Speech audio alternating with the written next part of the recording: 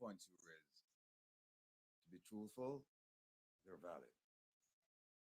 I will continue to receive and review your input because in the end, they will make inspiration. So again, thanks, and you have my sincere thanks, thanks, thanks, thanks, thanks. Now, you see a new background behind me, right? Some people that complain about the old background, but you know, when I change the garrison thing because that's who we are, right? But you know, I mean, with inspiration to reach higher heights. And so the background I had previously was just a general, but this background, yeah, this,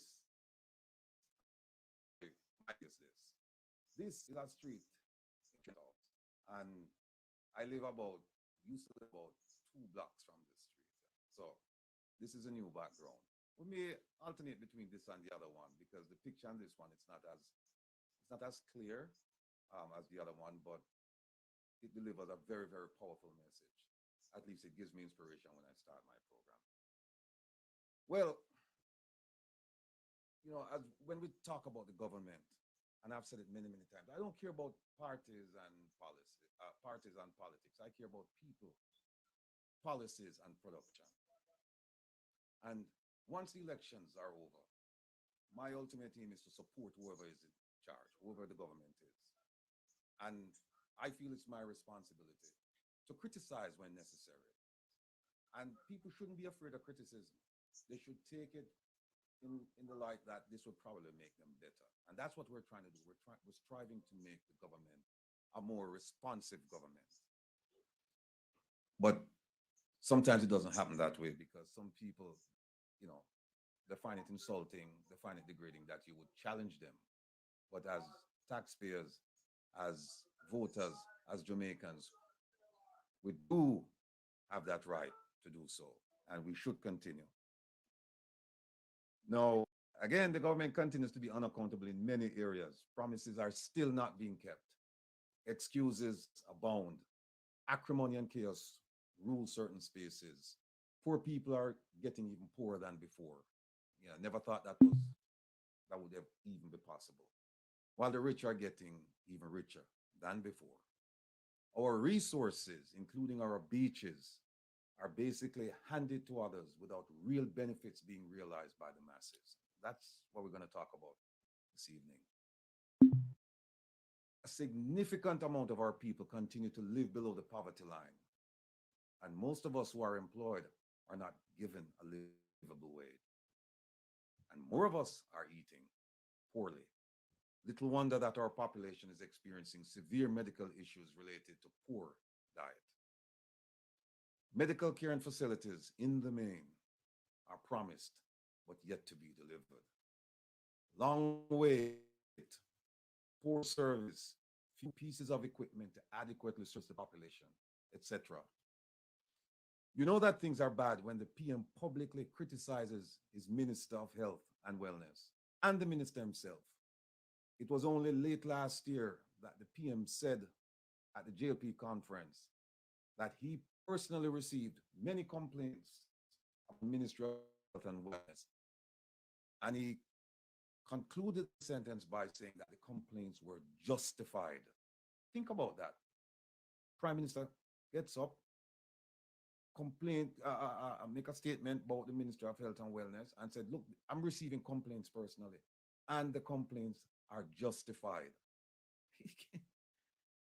We continue to hear promises about new and refurbished medical facilities, but given the exodus of medical professionals, where will the staff come from? Not to mention cost overruns, etc. For some medical services, including major surgeries, you have to purchase your own medical supplies because the government won't. I know this for a fact. Public corruption is rampant, and even the PM has, for now, escaped justice because a prosecutor with the evidence to prosecute declined to do so based on abuse of process. What does that mean?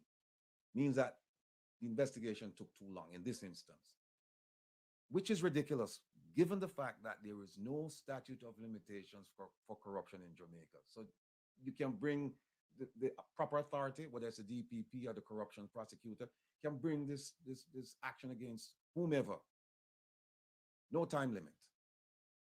Crime, particularly murder, has become normalized to the point that a single murder doesn't cause our eyebrows to raise, except if it's an influential member of society. And that rarely happens. Double murders, triple murders, they get our attention. Jamaica, we continue to be sad, sad state. Where is the murder reduction statistic we're supposed to realize as a result of Plan Secure Jamaica and operations like Operation Relentless? Remember, the government, since 2016, 2017, they've been talking about Plan Secure Jamaica and the results that it would yield. And here we are. Crime statistics must show a reduction. But beyond that, we must feel safe before we can claim victory in the battle against crime. Not the war. We're far, far, far, far from winning this war. And remember that. They must not only give you the stats, but there must be a sense of safety and security and peace. And they came out with some stats the other day saying that the I don't know, way below what it was last year. And if you did a poll and ask people, how do you feel? How do you feel? They're still going to tell you, we don't feel safe and secure. Where is the promised affordable housing, jobs paying livable wages, real economic gains, and an improved quality of life for our people? We know and we understand that it's going to take time and money to correct society's ills and deficiencies. And it's also going to take a change of heart and change of mind. It's been 7 years and billions of dollars, and in many cases, worse than the wait for elections may be long, but it won't be forever. And while we wait, there are some things we can do. For example, we can seek information via the Access to Information Act. We can protest, but unlike others, I'm telling you, protest peacefully and lawfully. Go get your permit. Meet as a community with your MP and let your voices be heard. Or you can file lawsuits like the man in the wilderness, Mr. Wayne Lonesome. He did it about a week and a half ago. And now you force the government to respond to a PR campaign against it. And you can also hold the government accountable. But again, what we're preaching, what we're teaching, what we're calling for, peaceful, lawful action. So we seek change. And part of the change we seek is educating our people with the goal of empowerment. This is more than reading, writing, and arithmetic. As I said last week, it's about critical thinking and resolutions. Again, listen to the politicians attentively, but pay close attention to what's going on around here. Why? Because programs like this program, Reason with Rattigan, are where we pick the proverbial sense out of nonsense. Oh, and before I forget, the thousands of you watching the program, please remember to like, share, and subscribe. The producer and the owners of the radio station, they wanted me to make that public announcement. And you should, for good reason. Today, we are going to reason about a significant topic. And as usual, please join and reason with us via phone. The number is 667-369-8569. 667-369-8569. Oh, they're saying that my volume is low. Hold on a second.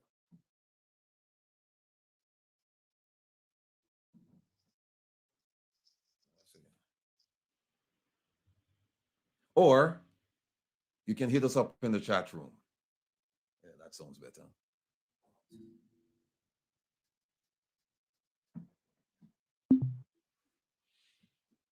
Regarding our chat via phone,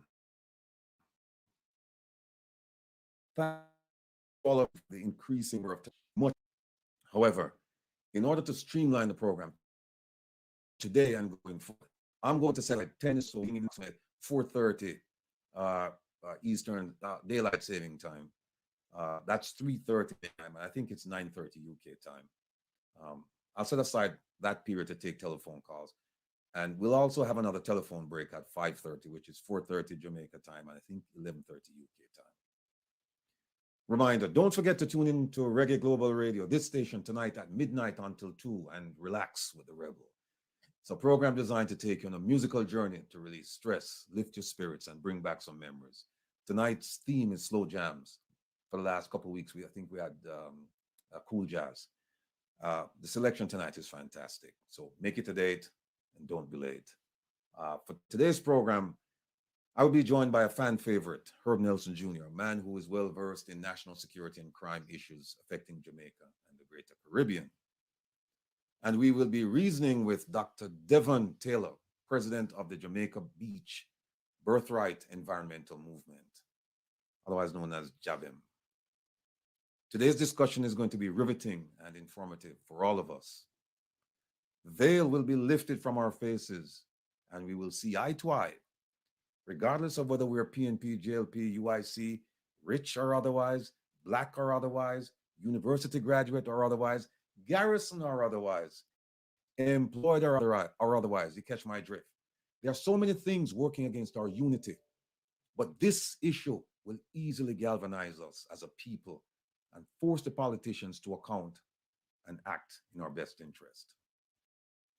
The issue, family, is our ability or inability to access one of our most prized natural resources, our beaches.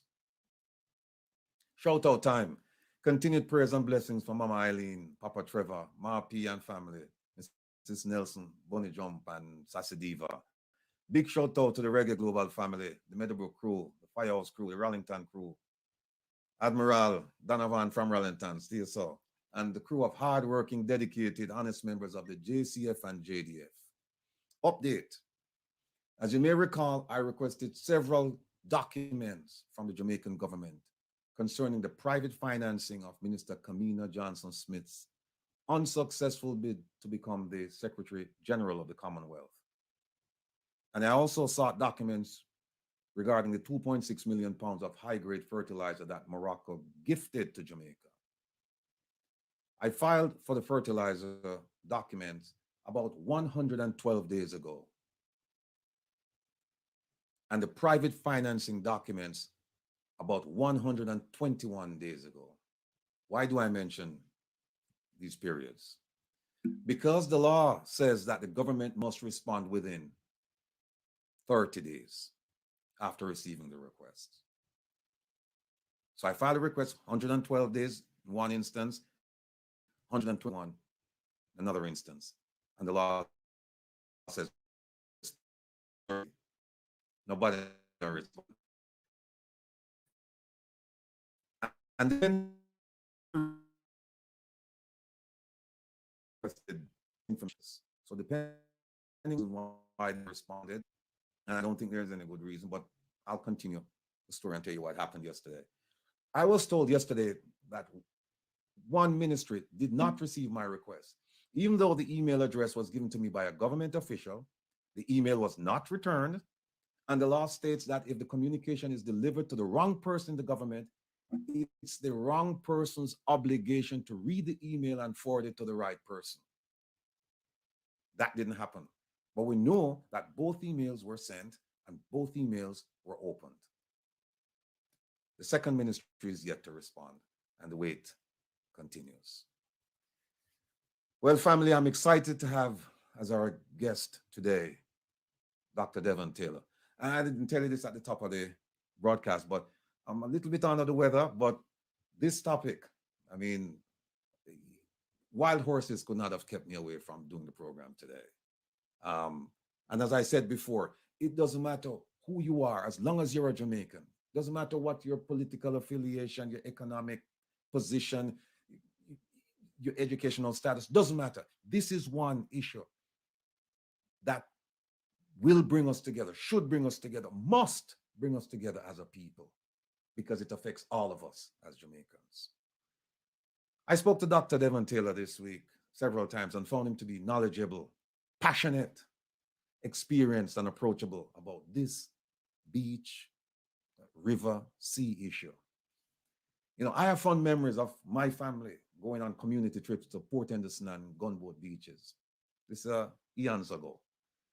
Those were the days when Jamaicans were really united and violence was a distant threat. The last time I passed both beaches, they seemed to be poorly maintained, and in disrepair. In my preliminary discussions with Dr. Taylor, he educated me concerning the many and varied issues associated with this issue. And I'm sure you do him this afternoon. So without further ado, I welcome Dr. Taylor over here. Yes, Dr. Taylor, welcome to Reason with Rattigan, sir. Good afternoon. Good afternoon. Greetings, Rattigan, and greetings to all of your listeners, both in Jamaica and in the diaspora. Let me put, yeah, I couldn't hear you a while ago, so I have to put on my headphones. I was just, saying greetings to you and greetings to your all your listeners. Okay. Within the diaspora and in Jamaica. Okay. Dr. Taylor, the people, I found out about you last week.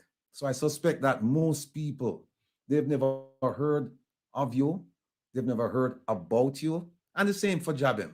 So what I'd like you to do at this point is just tell us who you are, where you're from, your occupation, and then we'll dive into the issue. So, so here's what I'd like to do before I define myself.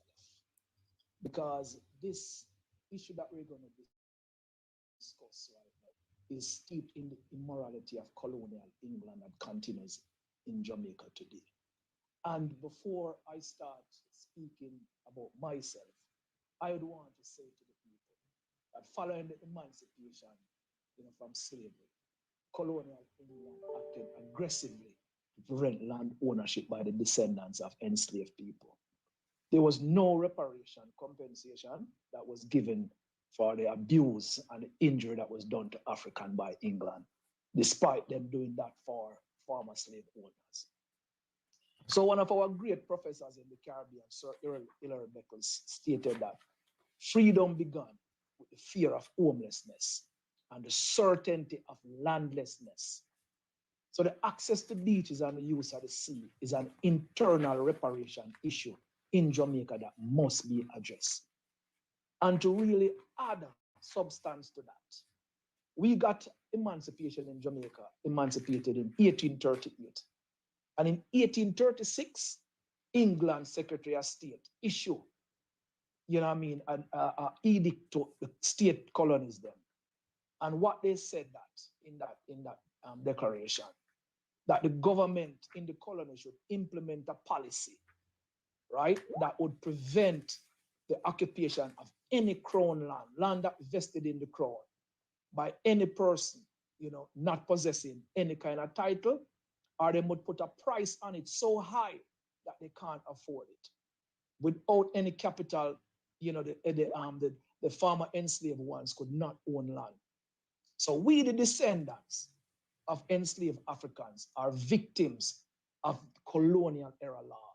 And the Beach Control Act really is a colonial era act. So what I would say right now, who am I? All right? So I am nature, and nature have the right to exist. I am the descendants of enslaved Africans living on that farmer slave plantation. I am that child that lives across the road or on the hill that can see the sea but have no right to access it, to bathe in it, to fish in it, to walk along its shores. I am that person whose livelihood is affected, and I depend on the sea. I am that person who needs the therapy of the sea but cannot get it. I am that spiritual person that cannot meditate along the shores of the sea and I can't baptize my people because I can't access it. I am that Rasta man who can't embrace my inner peace because I cannot access that sea. I am that returning resident from the diaspora who can't bathe in my childhood beach anymore. I am that landless Jamaican without the rights to access my beach and my sea. Yes, Rattigan, I am Devon Taylor from Steertown, St. Anne. I am a research scientist. I am a graduate of the City University of New York, where I receive a master's degree. I am a graduate of City University of New York, where I receive a PhD in cellular and molecular immunology. I am, a graduate of University of Pennsylvania, where I did my postdoctoral training in the School of Medicine. And I am a pharmaceutical drug development research scientist studying in practicing drug development in the United States. I am just the messenger sounding this alarm. that Jamaicans are struggling to reclaim their birthright, right? Asking for general rights of access to all our beaches and rivers, to push back at this apartheid-like model that exists in Jamaica with government complicity. So we need to fight against beach access discrimination. And so in this case, I am JaBBEM. Okay. Well, well done, sir. Well done, well done, well done. Nice introduction. Well, where were you born in Jamaica and where did you grow up in Jamaica? Is it the same place? And tell us a little bit about your childhood growing up in Jamaica. Yeah. So as I said, I'm from Steertown, and we're just a mile off, the Caribbean Sea. We're sandwiched right between St. Anne's Bay and Ocherius. So, most of my formative years were spent, in Steertown, roaming all the beaches, all the way from St. Anne's Bay into Ocherius, all the rivers, roaring rivers, the Bogue rivers, all the rivers that lead into Dunn's River, lead into Little Dunn's River. That was the whole ecological space that, I grew up in with all my friends, from Steertown. And what caused your passion? And I mean, you mentioned some things a while ago, but I guess the question I'm asking is, when did you develop this passion for this particular issue? Was it in Jamaica while you were growing up? Was it in New York? Was there a triggering event? What caused it? Yeah, there was a triggering event, but as I said, I'm a avid user of the beaches, avid user of the rivers, and I went to high school in Wormwood up in Christiana. So when I stayed away from these spaces, it would really affect my meditative space. So my mom passed away, but I mean, may her soul rest in peace. When I come home, she could not control me, and she would actually leave me alone. I'll just leave the house all day, don't come back until night. And it's just beaches and rivers, what I mean? So it has always been a space that where I center myself, where I find my inner peace. And so, the triggering event is having studying in the US here and going back home and just, observing that I'm losing access to one more beach, where Rio sits right along the Ocherius corridor. That was our playground. Many of my brethren, them, Jeffrey Walker, Roland Walker, I mean, Ringo McBean, all of us used to just roam those spaces and we just start losing access to them. And so, the icing on the cake was our most beloved Mama Bay Beach that, history lends itself that Steertown was a farmer, one of the first free slave villages in Jamaica, and by extension, that Mama Bay Beach is an extension of the Steertown community that we've been using for more than 100 years.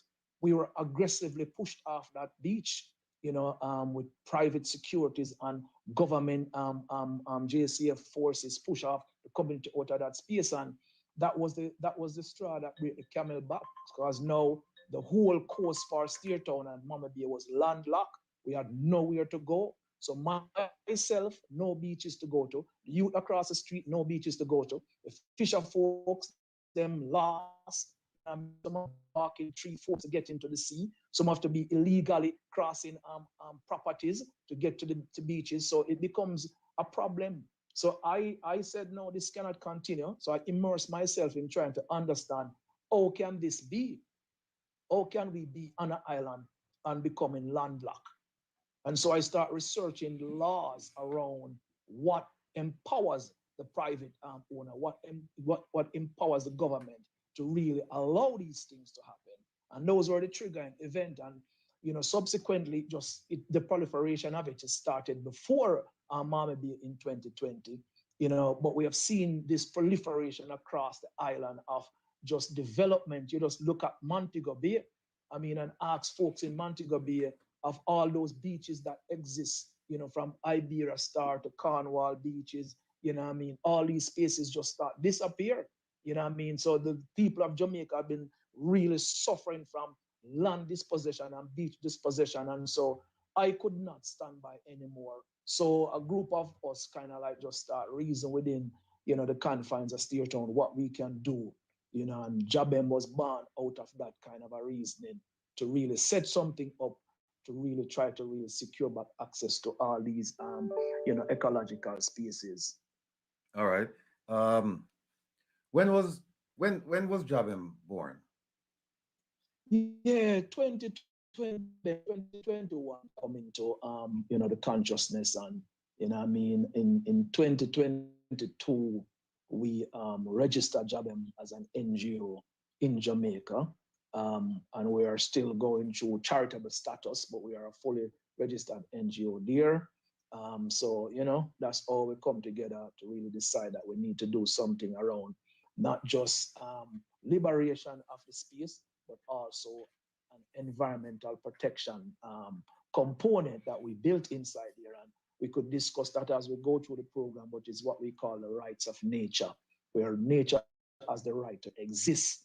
And I think the beach ecosystem, as we see the massive commercialization that is happening now, where you go in, you push down everything that you see on the beach. You take down every trees, you destroy the habitat for all the birds, all the turtle lay inside, the whole thing. You just need to just go on Google Maps and just look along the coast and you will see. If you go on JaBBEM.org, you will see we have some aerial shot as to what kind of a sprawling commercialization Montego Bay has become, Negril has become that, Ocherius has become that.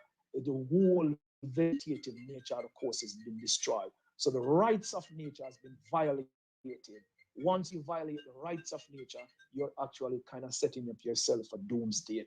So we really think that component must be built in there. So while JaBBEM is, fundamentally rooted in regaining rights of access and reform in the coastal laws of Jamaica, we are deeply rooted as an environmental organization in the rights of nature. Okay.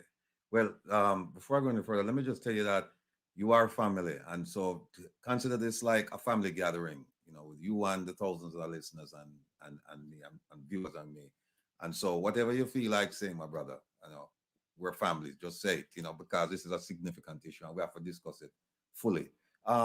Just a reminder that for the folks calling, you need to call at 4:30 or 5:30. We're not going to take calls during the program. We don't want to interrupt the flow. No. Devon, the Prime Minister gave a speech last week. And was it last week? Or this? Yeah, budget speech. Yeah. Last week. And I'm going to read to the family members what was said and have you to comment on it because it caused you to send out a press release. Now, here's what was said in the Prime Minister's budget speech on Monday, March 20th. It was this week. He said, no, actually last week, March 16th. March 16th, I stand corrected. He said, all Jamaicans must have access to our beautiful beaches. This is without question. Now, right away, I have a problem with that. If you're saying all Jamaicans must have access, it sounds like all Jamaicans don't have access. And that's why it's an issue, because the Prime Minister is not going to take up time, talk foolishness, or talk about things that exist. He's going to are things that are not an issue. He's going to go and talk about things that are issues and how he plans to fix them, or his government plans to fix them. So that's the first thing that caught my eye when he said, all Jamaicans must have access to our beautiful beaches. This is without question. Big problem right there. He went on to say, these beaches must be of a good quality and properly regulated to ensure safety, security, economic livelihood, and enjoyment for all citizens. Our beaches are not only a source for recreation, but a significant element of our tourism and the fisheries sectors. Not a problem. When you single out those two and say it is a significant element of tourism and fisheries, but you don't mention recreation, where people can go and swim and have a good time and do picnicking. I have an issue with that. He went on to say, the development of the beach access and management policy is advanced, and the document will be ready for tabling within the first quarter of the new fiscal year. Now, The problem, another problem with that. In January 2017, it was reported in the Gleaner that the Ministry of Economic Growth and Job Creation has completed work on a beach access and management policy that outlines a clear framework for the sustainable management of our beaches, with special emphasis on the important issue of public access. Now, this was 2017 that it was done, and I believe it was presented to the public in 2020. And now we're hearing in 2023 that it will be tabled. It's a long time. But we're patient people, so we'll accept it. But, so Devon, talk to me about this speech. Put aside everything I just said and just pretended I read it without any commentary. What's troubling to you about that speech? Or that segment of his speech? Yeah, man, that is just a disingenuous statement that is highly misleading. You catch it right, correctly, that to talk about that Jamaicans must have access really imply that we really don't have any access. So let me read from the Beach Control Act of 1956 as interpreted in several government documents, including the Beach Access Management Policy of 2020 that was quoted inside there. It says, in Jamaica common law, the public has no general rights of access to the foreshore, except to pass over it for the purpose of navigation or fishing. There is therefore no general right of bathing or to walk along the foreshore, except where it's acquired by custom or prescription. Nor is there any general right to fish, right, except provided in Section 3 of the Beach Control Act. All right. So there's no, the Jamaicans really have no general rights. And what that means is that to access the beach and use the sea, you must get permission to do so. Unless you have been using it for a minimum of 20 years, then that guarantee you a customary right that you can continue to use it, but you have to go into the courts for recognition. So what the Beach Control Act has done, it created a framework to block Jamaicans, don't give them this full right to use the space, but give them a rights by permission. So what the Prime Minister is saying that we must have access, because we don't have the access, and they recognize that we have to get permission to use it. So a lot of Jamaicans think that you can't just freely, walk over people's land and go to the beaches, or even government land, you can just walk over it. No, you actually need permission to do so. And what we have been doing customarily in Jamaica for many beaches is that we've been accessing them for more than 20 years, and nobody not really trouble us. But right now, what they're doing now, they're troubling us, because they're saying that, no, we're selling these lands, we're drawing these wire fence, and then you can't use them anymore. And because the Beach Control Act structured that way, they can block you. And the only way to gain the access there, you have to now go in the courts and challenge them in the courts. So we're doing that in Mammy Bay, and we're doing that in Bob Marley Beach out there, because they're trying to block that access through land rights. So when he says, that we must have access, yes, we need general rights of access, and it is in his power to do so. So since the last 7 years, my brother, what the government of Jamaica could do, because they have the Land Acquisition Act, they can create easement at their will, no problem. The government have the power to really just says that we need my people to access the beach from this point, and we need to put an easement there. They can do that. They have never done that in the last 7 years. As a matter of fact, I can't remember when was the last time the government or any government of Jamaica have created easements for Jamaicans to access the space. So they could have done that, and they have not done that. So what he's saying is not in alignment with what's on the ground, because we have seen and we have known that government-owned property has been transferred to private interests. And I can speak about a massive piece of property that's right next door to Old Fort Beer, heading into Ocherius, that was transferred to Czech, which is the Chinese harbor engineering company that's building the highway across Jamaica. So what that means is that Jamaica, we have now lost access to that beach, all right? So we are losing access because every piece of land that adjoins the ocean, that when it gets sold, the people are blocked out of it. And because the laws of the country says that you don't have a right, your right is based upon permission. Okay, you don't have that general right, then you lose access. Okay, you notice he mentioned inside here that beaches are a significant element of tourism and fishing. Now, in that same document that he said is been advanced, they propose that there'll be no new fishing beach, but they will decrease the number of fishing beaches in Jamaica. So that is why this is also disingenuous, because if it's significant to the fisheries sector, which if run properly, if monies are invested in the fishing sector, it can outrival tourism, hands down. Remember, the earth is 70% water, and most of the people on the planet actually get their food from the sea. If you structure a proper fishing industry in Jamaica, you outrival, tourism. But they are saying that it's significant to fisheries, but you are saying that in your document, you're going to decrease the number of fishing beaches. You're saying that also we must have a right, but in that same document, you say Jamaicans will only have qualified rights. Now, Rattigan, what is qualified rights?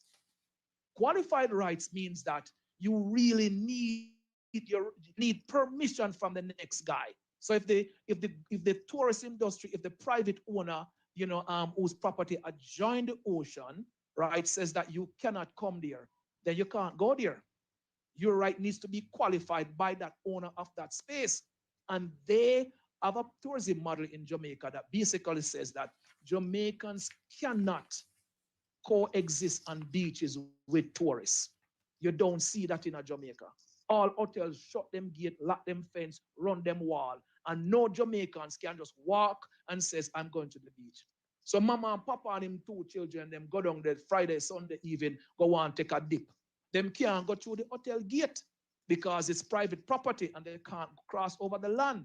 So if you are serious about rights of Jamaicans and general rights of access, then what you have done would have repealed and replaced the Beach Control Act and institute a modern framework that gives Jamaican general rights of access. You would have tell tourist hotels that, listen, you can't block Jamaicans, okay, because they have the right to pass over the land, just as all them do in Barbados, Bahamas, Cayman, St. Lucia, St. Kitts, Nevis, all these other Caribbean countries, regardless of hotel dear or not, the citizens of those, Aruba, even Mexico that might rival us where violence is concerned, the rights of the citizens to access the beach is preserved in many of those constitutions. It is written in the Mexican Constitution. You can't stop them. We don't do that. So when time, our Prime Minister opened his mouth and talk about, say, we must have access, he has not done anything proactively to guarantee that. And at that, we look on to say, what have you done proactively to do so? Because the beach access management plan is not the solution. And I tell you this, I have in my hand right now a beach access management plan from 2000. So it's 23 years ago they're trying to do this. The same recycled through one other administration after another administration, and they can't get it done. So they're lying. They're lying. All right. Well, we don't got you. No. Finish the sentence. Sorry. No, if we don't leverage this and open this up to the Jamaican people, because I know many of my brothers and sisters out here says, boy, my go beach and them can't stop me once me come in from the sea. No. NEPA has granted more than 275 beach licenses across Jamaica. What a beach license does, it gives the operator of that license the right to exclude whoever they want to exclude from the space. That's what it does. All of the hotels in Jamaica have licenses that exclude you from the beaches. You've given us a lot to unpack there, and quite interesting, quite informative. Let me go back to a couple of things. Because I did some research, and here's what I found out. It says here that there is no legal concept at common law. There is no legal concept of what is colloquially known as a beach. There is no legal concept. They said the foreshore is that portion of the land adjacent to the sea that lies between the high water and low water marks, being alternately covered and uncovered as the tide ebbs and flow. So that strip that we call a beach, they call it the foreshore, right? And in Jamaica, they said that it's relatively narrow, depending on the topography, but it's around 5 to 6 feet. Yes. That's what they say here. No, you mentioned, I know we have to give our people the wisdom and the knowledge and the understanding. So, we have to do our research and come to them correct, because we want, whenever people go out and start making an argument, we want them to make it intelligently and constructively. We don't want them go out and say, maybe the years are this, are, no. We'll give them page and number and verse and chapter so that they can look at it themselves, so that when they speak, they can speak intelligently. Now, there is something, and you mentioned it a little bit, but I'll go a little bit further into it. It's the Prescription Act of 1882, long time ago. And it says here, in paragraph 2, I'll read it and I'll translate, because it's in Old English. It says, when any profit or benefit or any way or easement or any water course, or get this, or the use of any water, a claim to which may be lawfully made at the common law by custom, prescription, or grant, shall have been actually enjoyed or derived upon, over or from any land or water of Her Majesty the Queen, or of any person, or of any body corporate, by any person claiming right thereto. And here's the key part: without interruption for the full period of 20 years, the right thereto shall, subject to the provisions hereinafter contained, be deemed absolute and indefeasible. Question: what do absolute and indefeasible, what do they mean? Well, I'll be right here. It means, essentially, it means that it is not subject to change.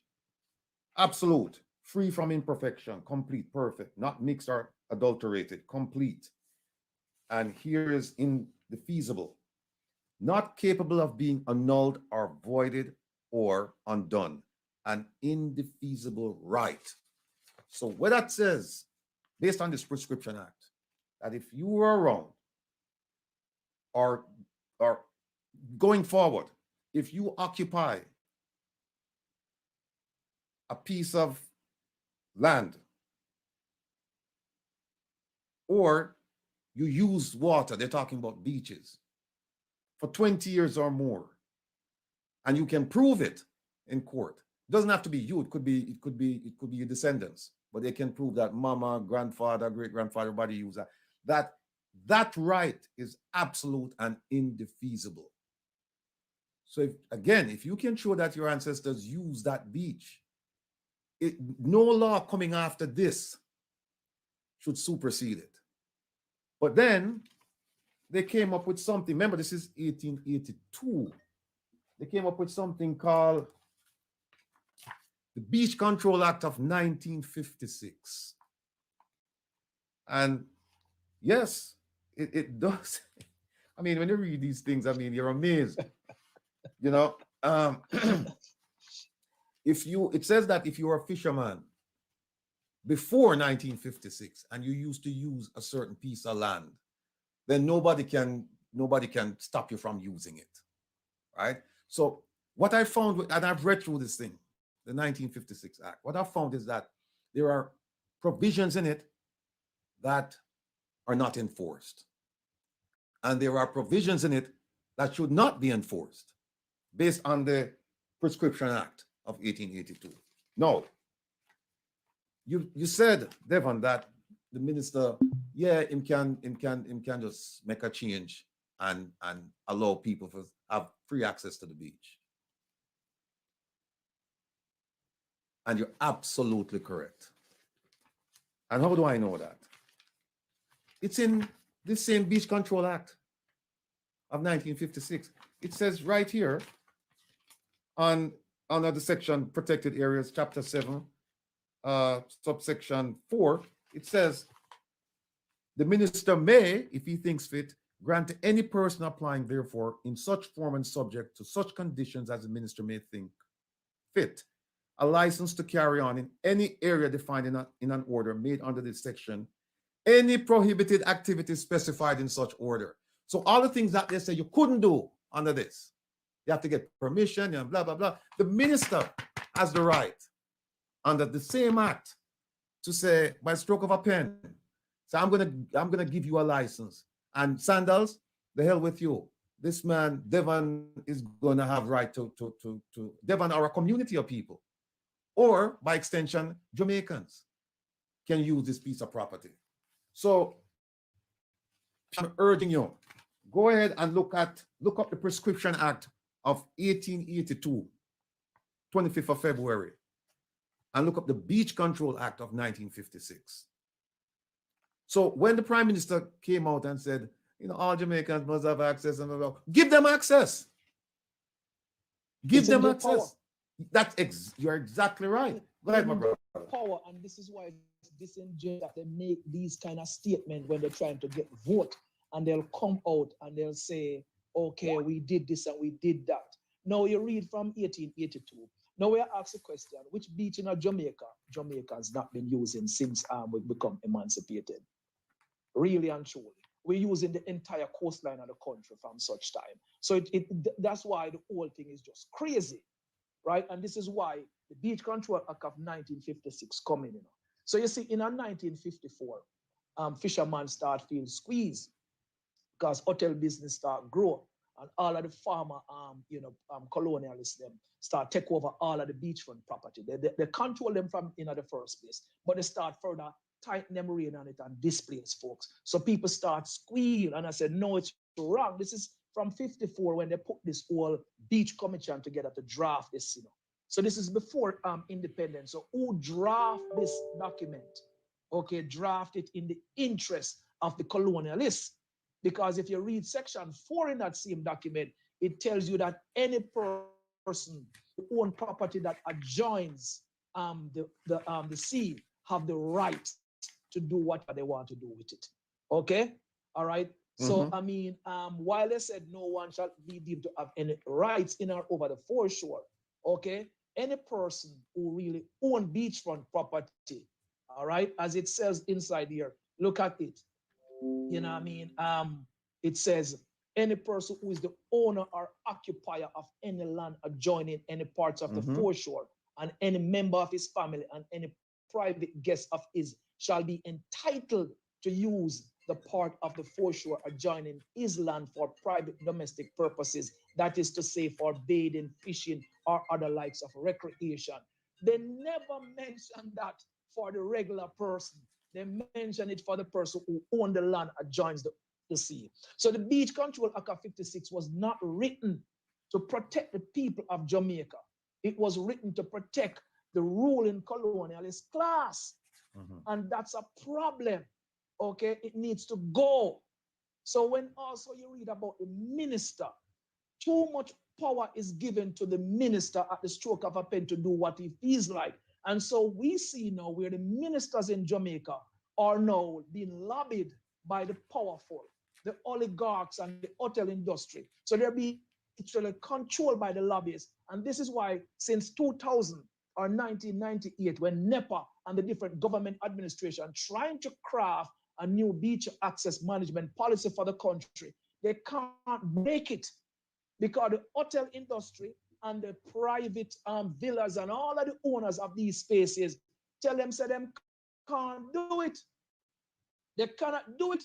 And I tell you this, because we went to the United Nations to present our case that this current law was discriminating against Jamaican, because it is discriminatory, because it gives one set of Jamaican who own property before the foreshore the rights to really enjoy and do everything that they want. And then another group of Jamaican, mostly of lower socioeconomic status, which is mostly fall within the 96% or 97% of us who are descendants of enslaved Africans who cannot, use it. I would say it's discriminatory and it needs to go.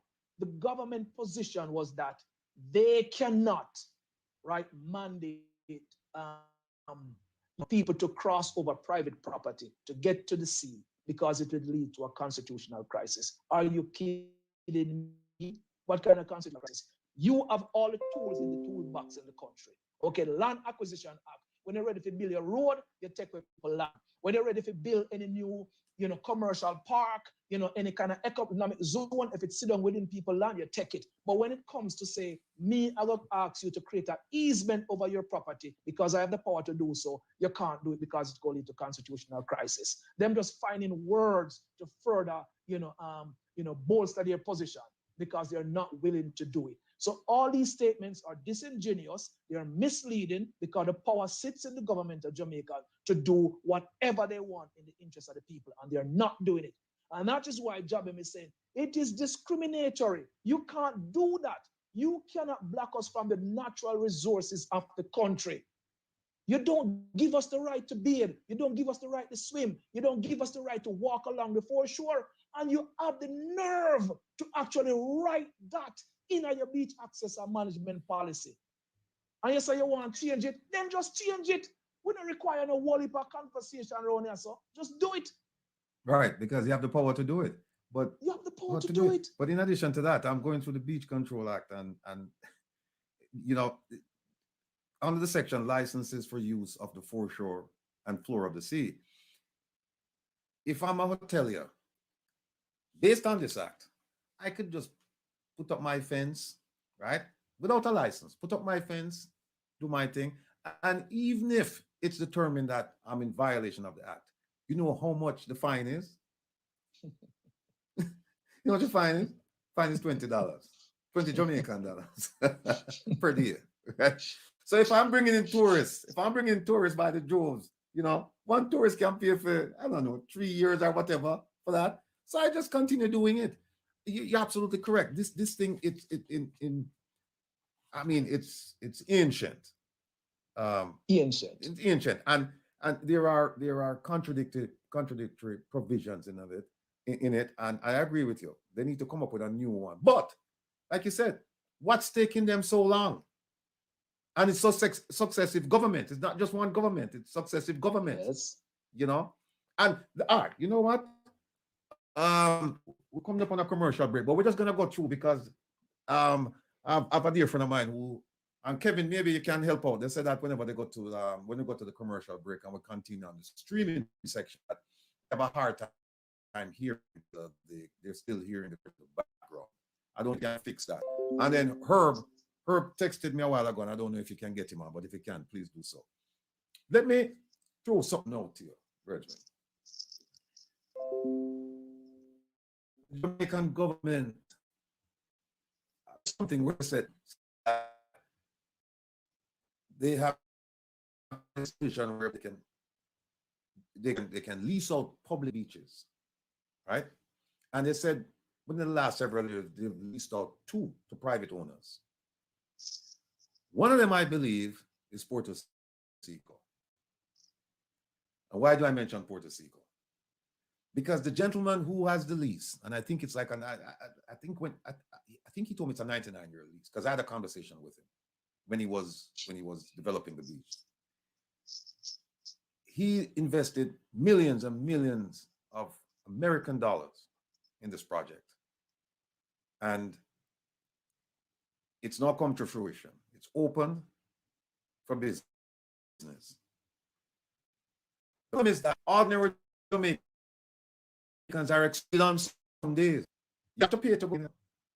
Some days not, even your money won't help you because it's set aside for some days. And this is what I've read. And unless somebody's going to correct me and say, no, you have it all wrong. This is what I've read. This is what I've heard, that there are certain days that the beach is open only to tourists, not to Jamaicans. And I saw a video where a Jamaican man and his family, I think they were trying to get in, and they said, no, you can't come on because today is not your day. You have to come back another day. The problem is that ordinary Jamaicans are excluded on some days. So let me ask you this.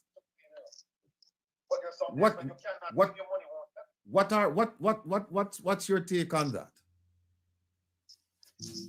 No, I mean, you see, what Puerto Rico is a private establishment, right? Now, the private establishment have the right to refuse anybody who they want to refuse, from their establishment. And as long as, I guess, it's not violating our Charter of Rights. Let me stop you 1 second right there, my brother. Let me just welcome Herb Nelson Jr. to the program. Herb is, as I mentioned before, well-versed in the issue of all kinds of issues, particularly issues affecting crime and violence in the entire Caribbean. So Herb has graciously joined us. So he's aware of the topic. So continue. He'll join. I'm sure he has a bunch of questions to ask you. Go ahead, please. Yes. So we are saying, if you have a private establishment, a hotel, that beach there that Puerto Rico own and operate, all right, a private establishment, I should think of the right to exclude who they want to exclude, all right, as long as I think it's not violating the Charter of the Constitution.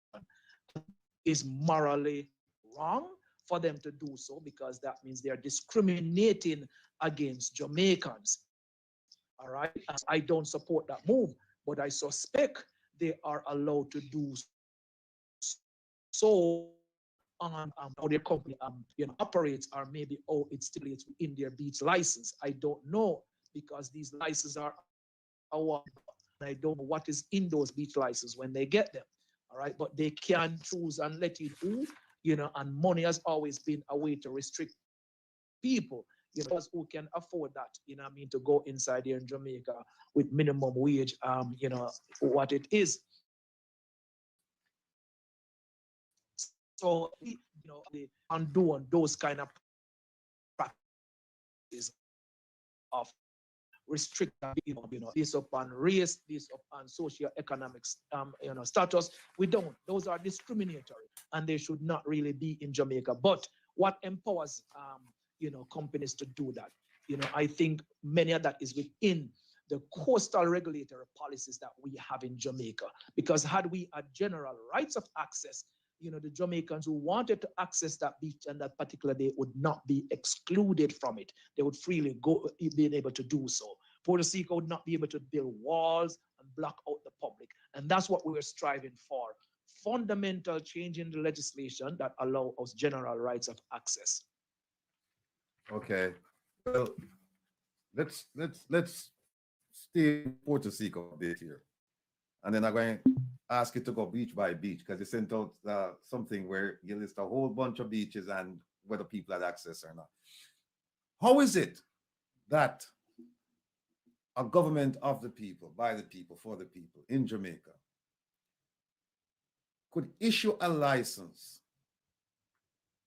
to a private person to operate a public beach, with the caveat that they can exclude Jamaicans on certain days?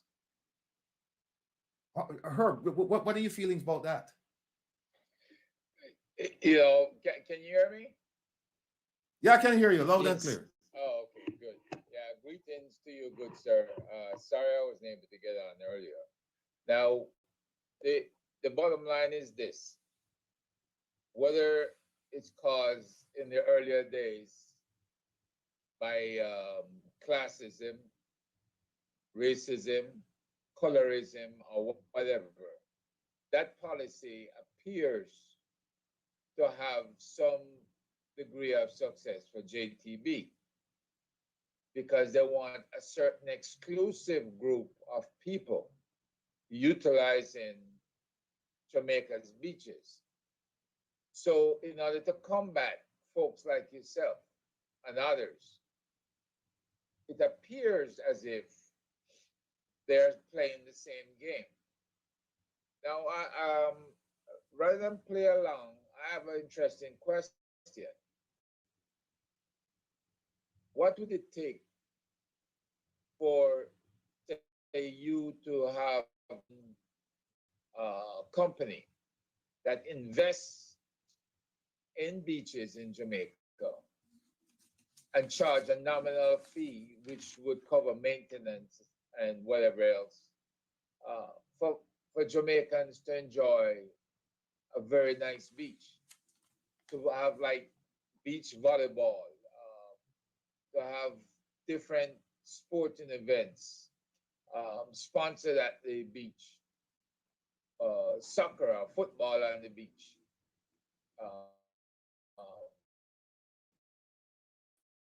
Uh, all of these things in the Olympics and in other sports events in America and the Caribbean. Why can't we do our own promotions and get on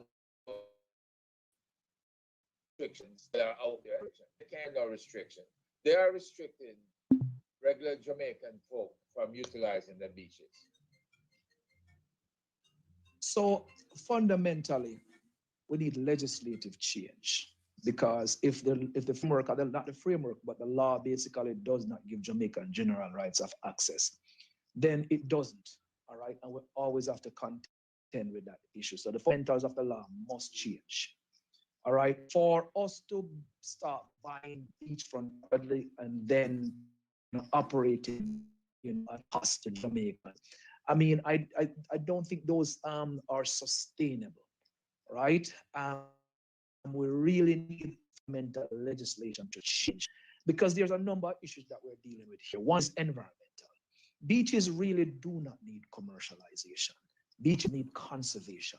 They're an important part of the biodiversity infrastructure that nature created that needs to actually certain way.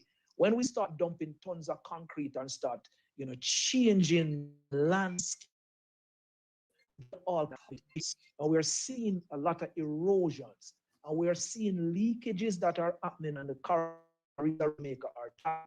I know they love to think about that fish that are over, fishing, but spearfishers and the kind of fishing that we do in Jamaica cannot deplete the fishing stock to that extent.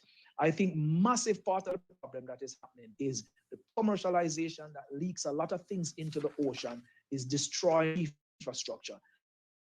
The cost of we change the coastal as though, or we are building infrastructure in the sea. There are actually hotels that are building rooms in the water. Building so, destroying that real, sand dunes and all the vegetation, leading to erosions across the island. So while the way I use the space and the way I think beach spaces should use, they should really use as close to pristine as they are. What you need to build is to build it, 100 feet, 65 feet above the high water mark and land away from the beach. So that is one of the things that JaBBEM thinks, regarding conservation and preservation. That's what beach ecosystem needs. So getting around government policy is not going to be easy. What we really need is legislative changes. So the legislation says that we have the right of access, and then you put the necessary conservation efforts in place to then preserve and protect that space for generations. That's when beaches are very beautiful. When you go to a rustic beach, let's say you go to Laughing Waters, all right? Or you go to like Winifred Beach. When you go to like Bob Marley Beach, when you go to these beaches up like in Long Bay that are untouched right now, you see the beauty and the majesty of nature. Compare when you go to a, Doctor's, Cave Beach, or you go to a Turtle Beach in Ocherius, you go, now look at how Negril Beach is.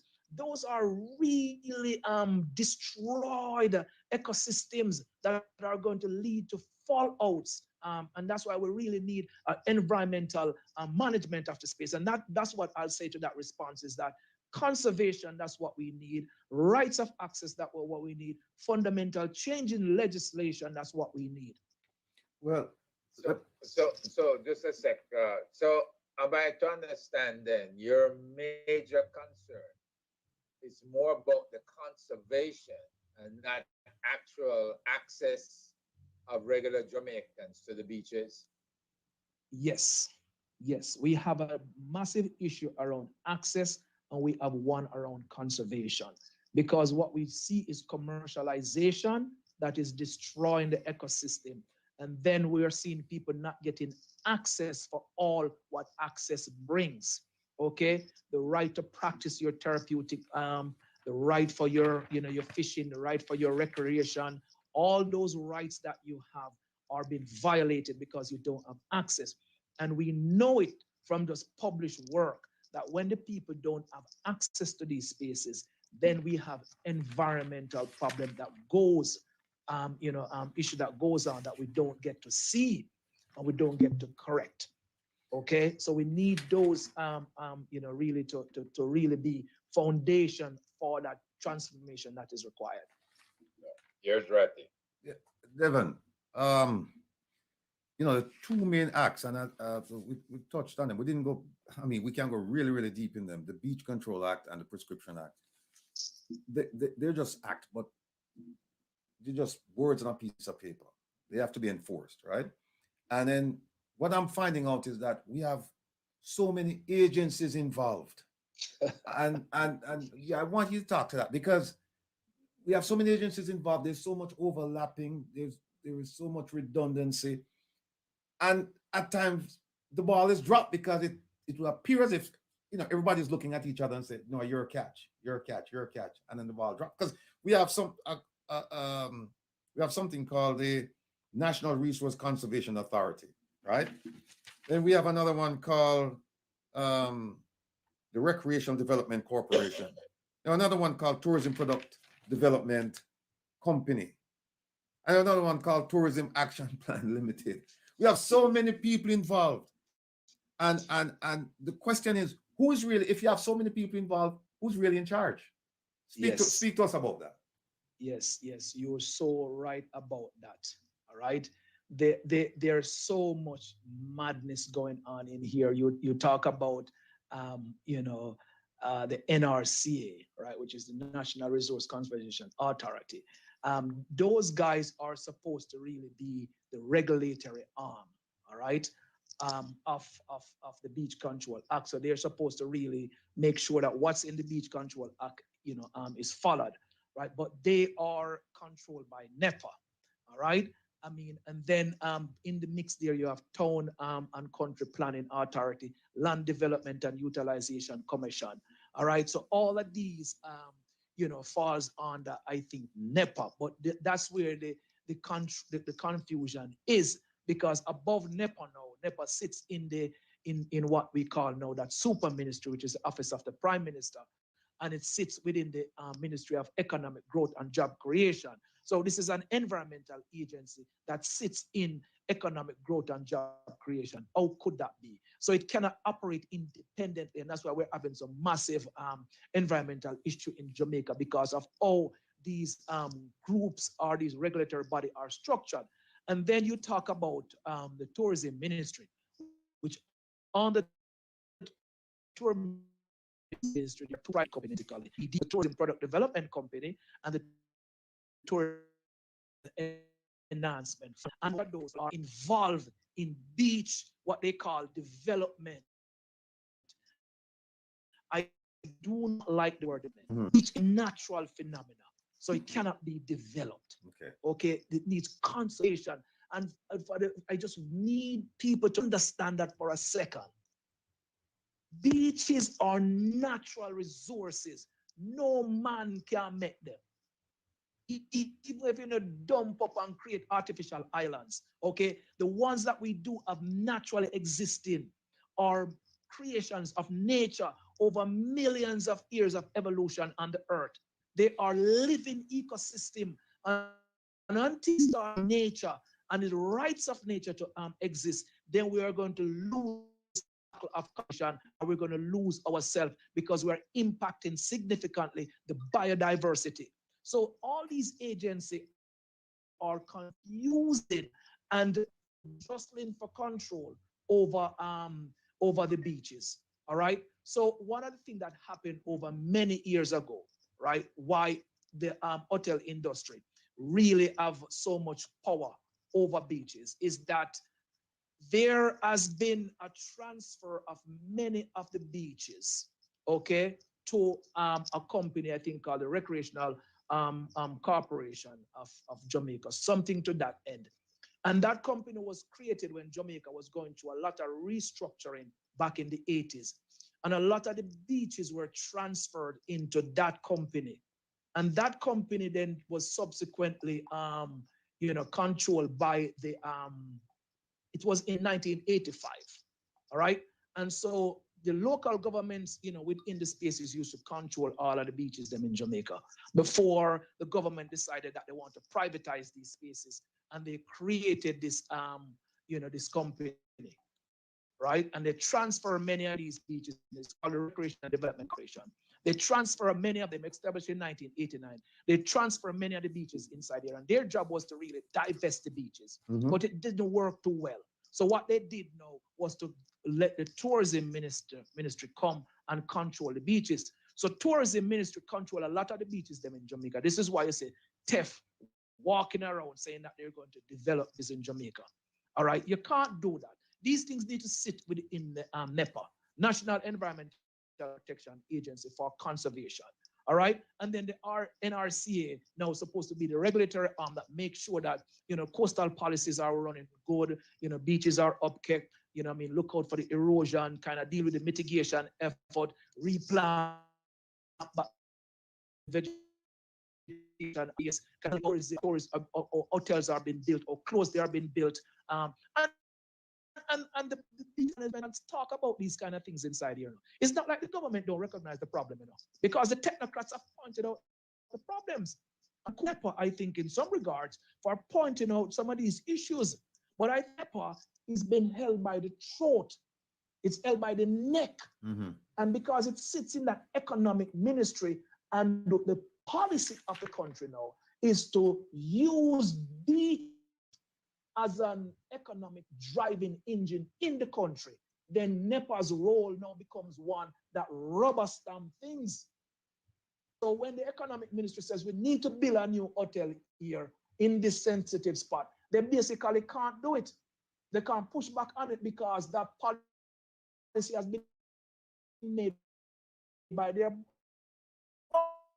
boss. So they can't do it. So we see that issue with even the extractive industry in bauxite mining. You have seen how many times there are 100 or 200 times that they went in, NEPA says no, them refix it, them come back, NEPA says no, no, no, no, no. How many no's NEPAs have said? But finally it went through. The only reason it went through because of what? It's interference by the economic ministry. But to say that irregardless impact, we think this is necessary for the generation of capital. So it must go through. God knows what's into of that. Those ministry that you just talk about, we need to separate NEPA outside of that office of the Prime Minister. It needs to be its own entity, and it needs to give powers to protect Jamaica's national heritage. Now, going through some of my notes here, and it appears as if, for all of those who are not, I've gotten some text messages who would like to call in. You can call in after 4:30, at or after 4:30. And then you have another chance. Once we finish up with those calls, you have another chance at 5:30. And Kevin, we can't say Herb. I don't know if Herb is still with us. Herb, are you still with us? All right.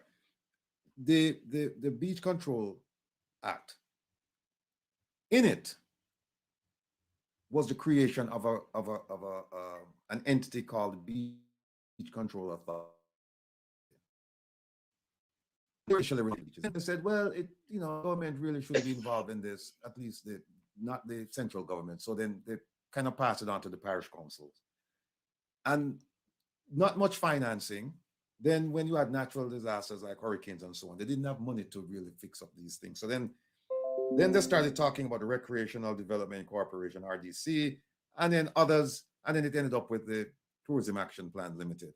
And as you said before, and I'm reading here, it said it was intended that the management and development responsibilities for certain beaches would be divested by way of an instrument of lease offered to selected concessionaires. And the Tourism Action Plan Limited was given the responsibility to select the concessionaires after all the facilities had been advertised publicly. All plans were to be approved by the relevant agencies, and so far 2 beaches have been divested to date. So what it shows is that we had this law saying, you know, you don't have any right. You don't have general rights, at least.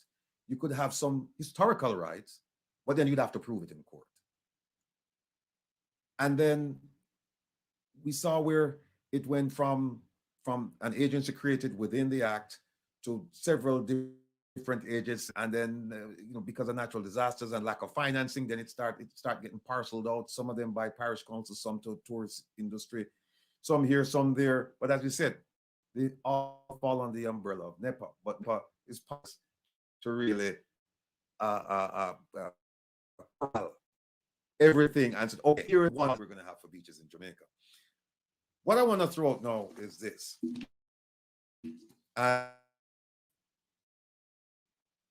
This is, and we're talking about parish council. And some of them have issued development orders. And in Trelawney, there's a development order 2015. It's policy SPC 13 of the Town and Country Planning, for those of you interested in finding it. States that the beaches listed in the appendix will be preserved for the purposes identified, and no permission will be given for any development or activity that will conflict with their use in any way. We don't know if they're following that, but that's what they said. Here's another one. It says, this one is for Negril and Green Island, another development order. It says the local planning authority will not grant permission for any development on land adjacent to the line of high water mark that would preclude general public access to and along the foreshore. So we see where some, at least on the local government level, we see where they're trying to at least put into plan legislation that will provide a benefit for the Jamaican public, in the sense that they will have general rights to these areas. The problem is these large developments, talking about like your Sandals and your Rios and all those, do we think that they're following this? And it brings me back to the Puerto Rico thing. How could the government issue to Mr. Kenny Benjamin a lease where he can exclude Jamaicans from coming onto the beach because he has set certain days aside for tourists? How? And I don't see a lawsuit. I don't see a lawsuit regarding that one. Talk to me, my brother. What do you think about local government passing these pieces of I don't know if they're recommendations. No, they're not. They are gazetted, which means that they are approved plans by the government of Jamaica. So why is it that we're not holding? So it's not because it's local government means it's just restricted to that parish. It is part of the major part of the government that make what you just laid out there for, you know, the old Green Island and Negril is also laid out for Oterius area too. It's just totally disregard. This is why the Prime Minister's statement is disingenuous, because they gave all these permissions despite the gazetted things that are really discussed in Parliament, stamped by Town and Country Planning, approved by all these ministers that says we're not going to do this. And then now comes in a developer that says we want to do this, and they disregard the whole thing, and there's no repercussion because what? We're all asleep. Yes, and so indeed. We are asleep, and there is no one in civil society that is taken to government. This is why JaBBEM takes a different approach. This is why we use Prescription Act and entered into the courts, all right, with two of these cases to try to preserve them, because they were also on a protected order as well. And it's a total blatant disregard that the laws that even the government themselves set up, they are violating those same one. And nobody in civil society is ringing the alarm. And when you start ringing these bells, people say you're a troublemaker, because the Prime Minister came out when we did the protest in Bob Marley Beach and says we are mischief makers, we are false prophet, we are user of poor people. He used the language that was just baiting us up for just violence, okay? Because the language is almost like you're dissing the whole approach that is happening right here, and you need to go sit down, right? And all we are saying is that you can't block access to the Jamaican people. You buy your 200 acres of land, take your 200 acre land and do what you want to do with it, but don't block us from using the beaches. Don't block us from accessing these spaces. So all that you just read out is written in, is gazetted. They agreed. They said windows to the sea. They said hotels cannot be built a certain height because people must be driving and be able to see the sea. Yeah. They have all those things written down. I have that right here. You just totally disregard it.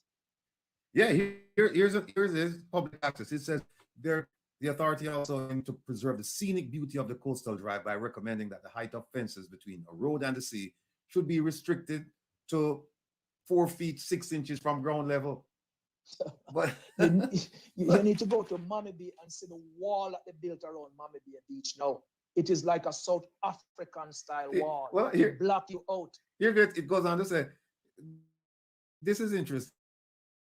Development and along the coast and rivers as to allow the public to enjoy the seaside, the riverbanks, and the beaches. For that reason, special areas should be left for fishing beaches and for good bathing beaches with access provided from a public thoroughfare.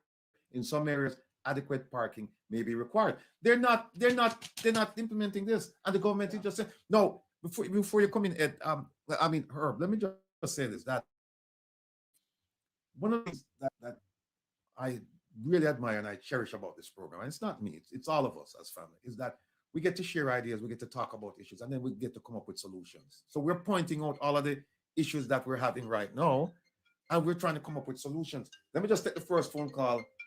Wait a minute, it's at 4:30, but this person want to jump the gun. So, yes, caller, go ahead. You're early, but go ahead. Yes, caller, I'm just checking in on this, especially this regulation that you just read out, where they're not supposed to build to certain height. And I want to take a reference as to a building that is built in New York right here. There's a code. You're not supposed to build to a certain height. These people build this building like 14 stories above the height, and they'll have to take it down. That's the law. Yes. Yes, I'm aware. Yeah, I'm aware of that. Yeah, I'm aware. You're aware of that. Yes. Okay. Now another thing you were talking about, the violation, and I'm telling you, this government have no thoughts for, or you have only thoughts for few people, the rich, and he mentioned women and elderly people or children, but never I hardly hear them mention anything about disabled.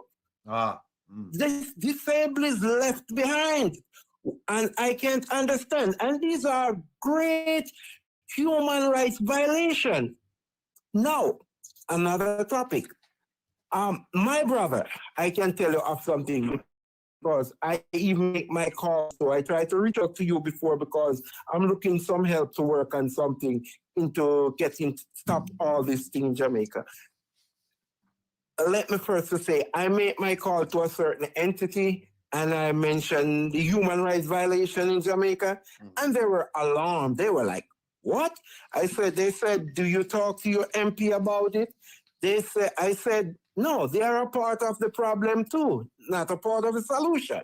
And they was like, what? So they gave me the places that I can take my issues to and let them know to see if they can work on it. And they said there's something to be done. But I was trying to reach out to you and see if I can work with on this. All right, caller. Here's what I suggest you do. Call me after the program. We can talk about that. And this same number. Yes, indeed. All right, I will. All right. Thanks so much. Good, sir. Yeah. You're welcome. Bye-bye. Somebody else is. Yes, caller, go ahead, please. Hello? Yes, you're on the air. Go ahead. Yes, sir. Good afternoon. I am Jeffrey Tavares. Good afternoon, Mr. Rattigan, Dr. Taylor, and Sir Herb Nelson. Yes, people's defender. Go ahead, please. Yes. When I was growing up in Negril, my family have beachfront property along the 7 Mile Beach. Some of them sell and some of them is still there. The people who helped raise me in Negril, they have a hotel there that is up for sale now. But why I called in is this. I remember when they had some red hot police, some tourist police came to Negril, beating people at the beach of Negril.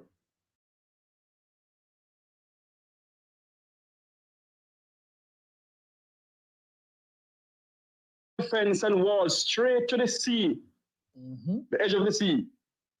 We couldn't pass now, nothing. So we decided, so no. We grew up in Negril. We put Jamaica on the map. We're not going to put up with this damn nonsense.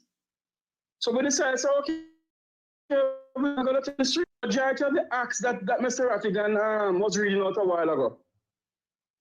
Let me not call in the name, you know.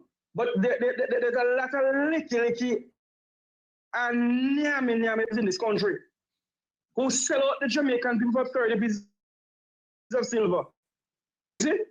And now, I remember growing up, little boy, there's something they call cocoa plum. We used to go on the beach to have beach parties and volleyball, what Mr. Herb was saying. And what they did, they sell off that property to the people of the Vumba and the Vumbaville. Well, we can't access the beach anymore. We can't even have any party. There's an island off the coast of Negril named Bubiki. We can hardly go over there. It is owned by the Vumbaba and the Vumbaville on the naked beach in Negril. Yep. So what is going on, sir? And what Mr. Rattigan is saying is the fact truth. The government of Jamaica of the day don't care about the Jamaican people. All they care about when they can get under the table. And these are my views, not the views of Reggae Global Radio. Okay. You have a question? You have a question for the good doctor? The question I ask you, sir, what are we going to do about this now? If the Prime is going to come out and chat this nonsense, are we going to sue the hoteliers in Negril who build that we can't hardly them to the beach? All right. Thanks for the question. The doctor will attend to that. Okay, sir. All right. Doc, before you answer that, I want you to weave that answer into what your organization and others have done with the two beaches, the two lawsuits that you mentioned, so that people can get a general view of what's being done at this point. It's just, you just now, it's not a bag of talk. You're actually doing something. Yes. So we take that prescription act that you just talked about from 1882, and we start now to go into the courts to preserve what we can preserve. So any Jamaican beaches that are coming under risk right now of dispossession of, occupation are to be sold. What JaBBEM does now is go in that space, talk to the ones in that space, and once we can, see the evidence that validates their minimum of 20-year usage, then we go into the courts to seek a redress to protect them staying in that space. So, we have done that in Mammy Bay. We're doing that in Bob Marley Beach, and we are in the process of doing that for many other beaches. So we have a really skilled attorney, Dr. Marcus Goff, who is leading the legal fight in this direction. So we are using that tool, to protect the rights of Jamaicans, to really continue to use these spaces. We are open, right, that we can push for this legislative change. How that legislative change is going to happen is through people power. So part of the conversation that we're having right now is the advocacy. We're getting the education out there so Jamaicans understand how the law is working against their fundamental rights, okay, of accessing these spaces.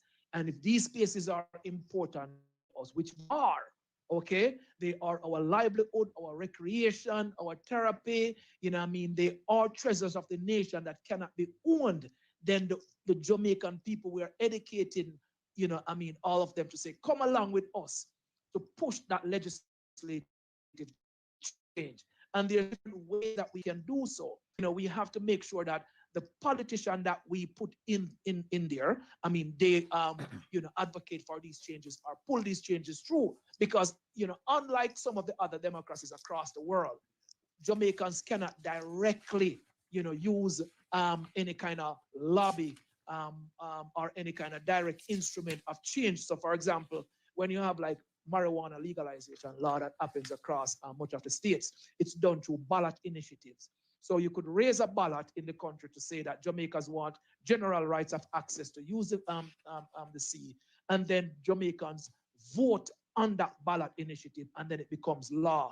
Our democracy does not have that. We need to go through our politicians to enact that change. So we are dealing with the education to push for the legislative change. So we are doing something about it in the courts. So we will do that because the Beach Control Act and the government, they are the one who empower the hotels to do those buildings. So, I mean, I would have to be advised by an attorney, and we are happy that anyone with that kind of corporate law, commercial law, and environmental law understanding could advise us as to how directly we could lead suit against those establishments themselves. But for right now, some of the land, like the land in Mama Beer that we're in the courts with right now, is actually private owned, a company called Riverland Holding and Cygnus Capital. Those are the ones that we're engaged in the courts to really protect that rights. But I want to go back to one of the questions one of your listeners raised about the demolition of structures that, kind of violate the code. That was done in Mexico too. Hotels were built on black people that should not have been built. The Mexican government demanded that it's been ripped down. So they took it down. They ripped it down. Jamaica would never do that. We have not seen that done in Jamaica. And your second caller talk about, the keys and the islands off Negril and who own them. It's the same thing happened in Montego Bay. In fact, one of the key of Montego Bay is called Sandals Key. So that island is owned by Sandals. I mean, the madness that is happening in Jamaica, it's crazy. So when your kids, my kids, and their kids' come within the future space, that generation will be forever blocked out of these spaces. Can only go there if they have the capital, the money to do so, because these spaces are out of touch. This is why we want the population at home and in the diaspora to understand that we need fundamental change towards these legislation. We need them to change that we have the rights. We need that rights to access them, and they must be enshrined and constitutionally protected. All right. Or before you ask the good doctor a question, after asking this because I see there's a bit of a chatter going on regarding this in the chat room. Doc, let me just throw this out here. Somebody raised this issue. They said the opposing argument to your position is tourism, harassment, and safety, which has some truth to it. So how do you test the strength of that argument against what you're saying, and what are your recommendation solutions? I must say, people can't walk the beach freely because the vendors and crooks and whatever them ply them trade on the beach, and so people don't feel free, don't feel safe, especially when they come to Jamaica and the resort and stuff like that. So that's what I'm after that. What's your argument to that? Well, first I'll start out that the Beach Control Act of 1956, I'd ask them if we had this crime and violence problem in Jamaica in 1956. The answer to that is no. So therefore, the legislation that were developed that are actually violating our rights were before we had this crime and violence problem. So therefore, it was not one of crime and violence prevention while these are in place. These were fundamentally in place to devoid, the freed people the rights to access their ecological heritage. So that is the fundamental basis in which that law is pretty much enshrined in. So we need to really be careful about, bundling the issues here about the crime and violence problem that is happening, not on beaches in Jamaica, but in the streets of Jamaica. And yet still people move around and people do their business. So what I'll say is that the rights of a people, all right, should not be violated because of security concerns. We are a smart enough, population to put the necessary safety measures in place. So if we are concerned that, crime and violence is going to happen on these beaches, then what we probably can do, we can put the necessary security infrastructure in place. All right, we have access or the easement points, which ones would use to really enter on these beaches. We could have, community, of course, the communities are in their community security points that members from the community would actually, check, against anyone that may be bringing in weaponry in there. All right. We could also have, like what they'll have, like, in country like the US, you would have park rangers, and park rangers are actually ones that goes around within parks, and beaches are also parks that then also make sure that the security is in place in these places. So we could put those security measures in place and they would blend in with the population in the space. So basically I'm saying put in security measures at the access points and along the beaches. But the fundamentals of the institution of the Beach Control Act was never a crime fighting tool. It was one to really exclude, to discriminate against Jamaicans. And we need to remove that. But I understand from a business perspective what they may be concerned about. And so we put that necessary security measures in place. And that's how I would see that we could do that. And, I'm not a security expert. That's more up your alley. You could actually add, to what we could actually do there to really mitigate some of those concerns. I have an answer to that, but so is Herb too. So I'll let him take the floor now. You're hitting on what I was saying earlier. There's a fear of our own people that they're uncontrollable. And I bring up what is it, Hellshire Beach out in St. Catherine, right? Because you used to have a lot of dances and you used to have a lot of music at the beach. And, I think our people, so to speak, the public took that one over. But then the beach started having erosion problems and started disappearing. So maybe you can comment on the conditions at Hellshire Beach today. But the basic tenets of their good tourism program is exclusion. They see a need to exclude certain elements in the society because they fear those elements in society, and they fear that they're going to turn the beaches upside down. Of course, you have the women that come down, and you have the men that go looking for them, and they looking for those particular men out on the beaches. Well, that's not the thing. And whether it's privacy that they yearn for, to be able to do whatever they want to do out on the beach, that's another argument in itself.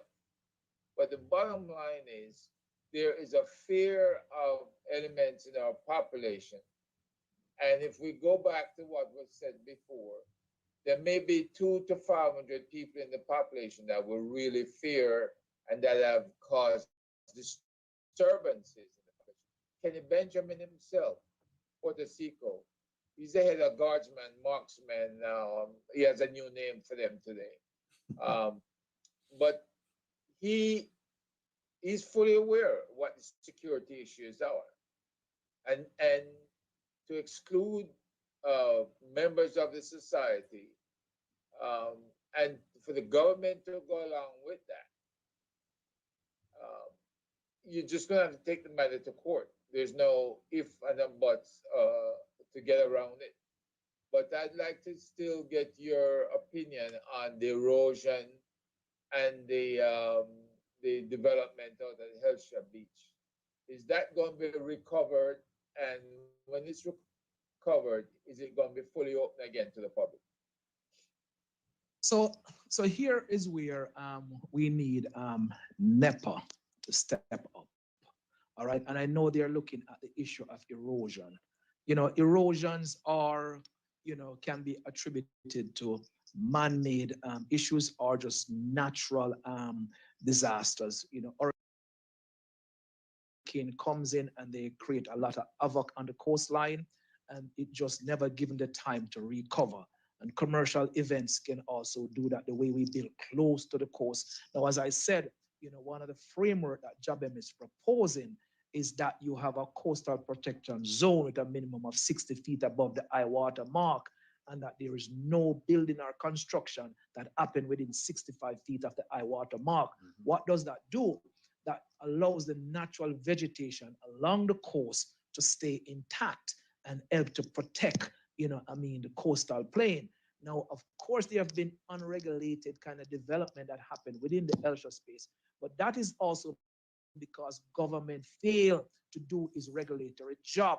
And this is a problem that we're having, where we need to have strong environmental regulation across the coastal space.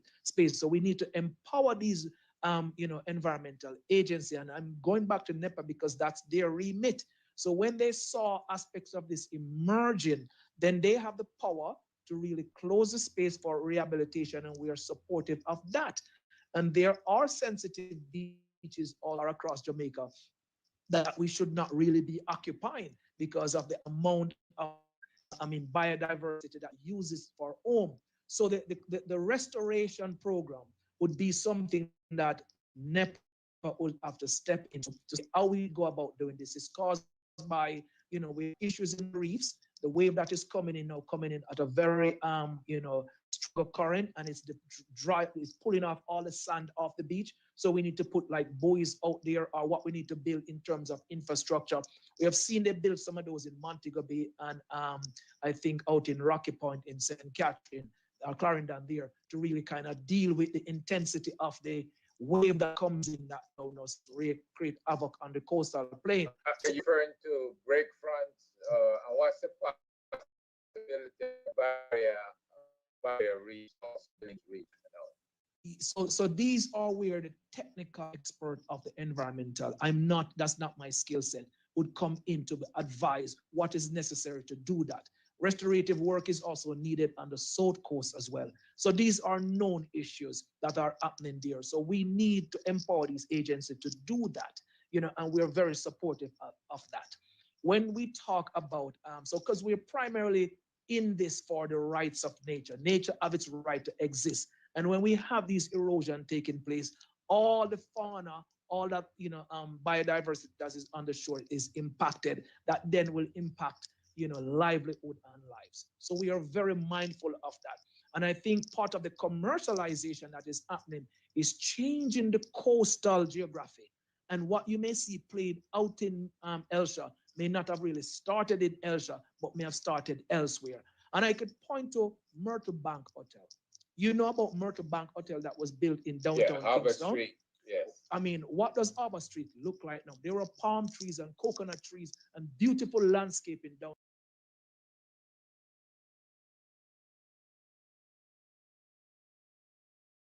Massive pollution in Kingston Harbour, destruction of the mangrove forests along the Palisades and Gunboat, and all of those Raytown beaches that were out there.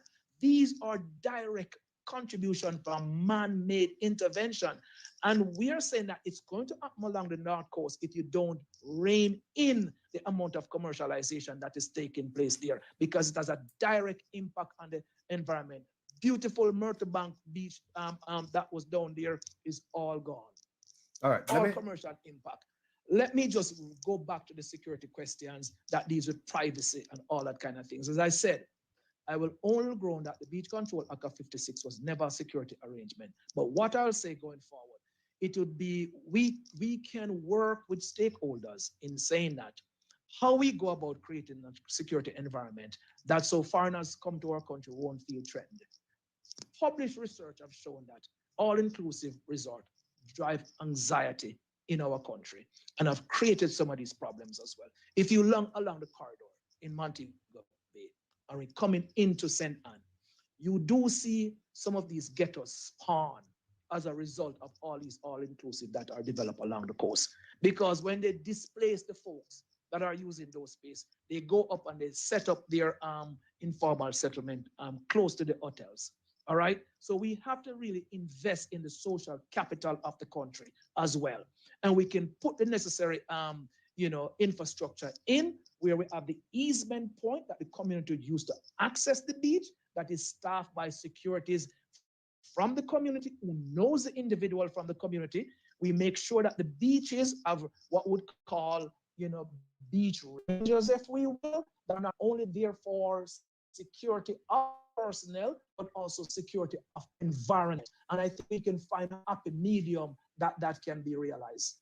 You know, I have a personal experience some years ago. When they had the Forum Hotel out by Or Portmore. yeah, Yeah, Portmore, yeah. We used to go to Port Henderson, which is what I'm called back road down that side. Went to Forum and we're in football on the beach. And the security came and said, no, I can't play. I say, no, not for come off. And we had to leave. So that's where we are. Oh, Dr. Taylor, a couple of people wrote to me and them said, well, you should be the head of NEPA, So I don't know if the job is available, but people Mr. Knight has been sitting in that position for probably more than 20 years. And that's exactly what he's been doing, sitting. So going back to the security piece, look, this police commissioner, he talks about transformation and he's big on stats. Like Herb said, if you look at the stats and say, okay, well, first of all, go back to the excellent point you made, that when the Beach Act came into effect, they didn't have this crime and violence problem. So it wasn't for that, right? It was to protect the influential. That's what it was from the masses. Second point is that there are ways that you could establish security areas around the beaches so that you still can have people enjoying what they consider to be their natural resource, right?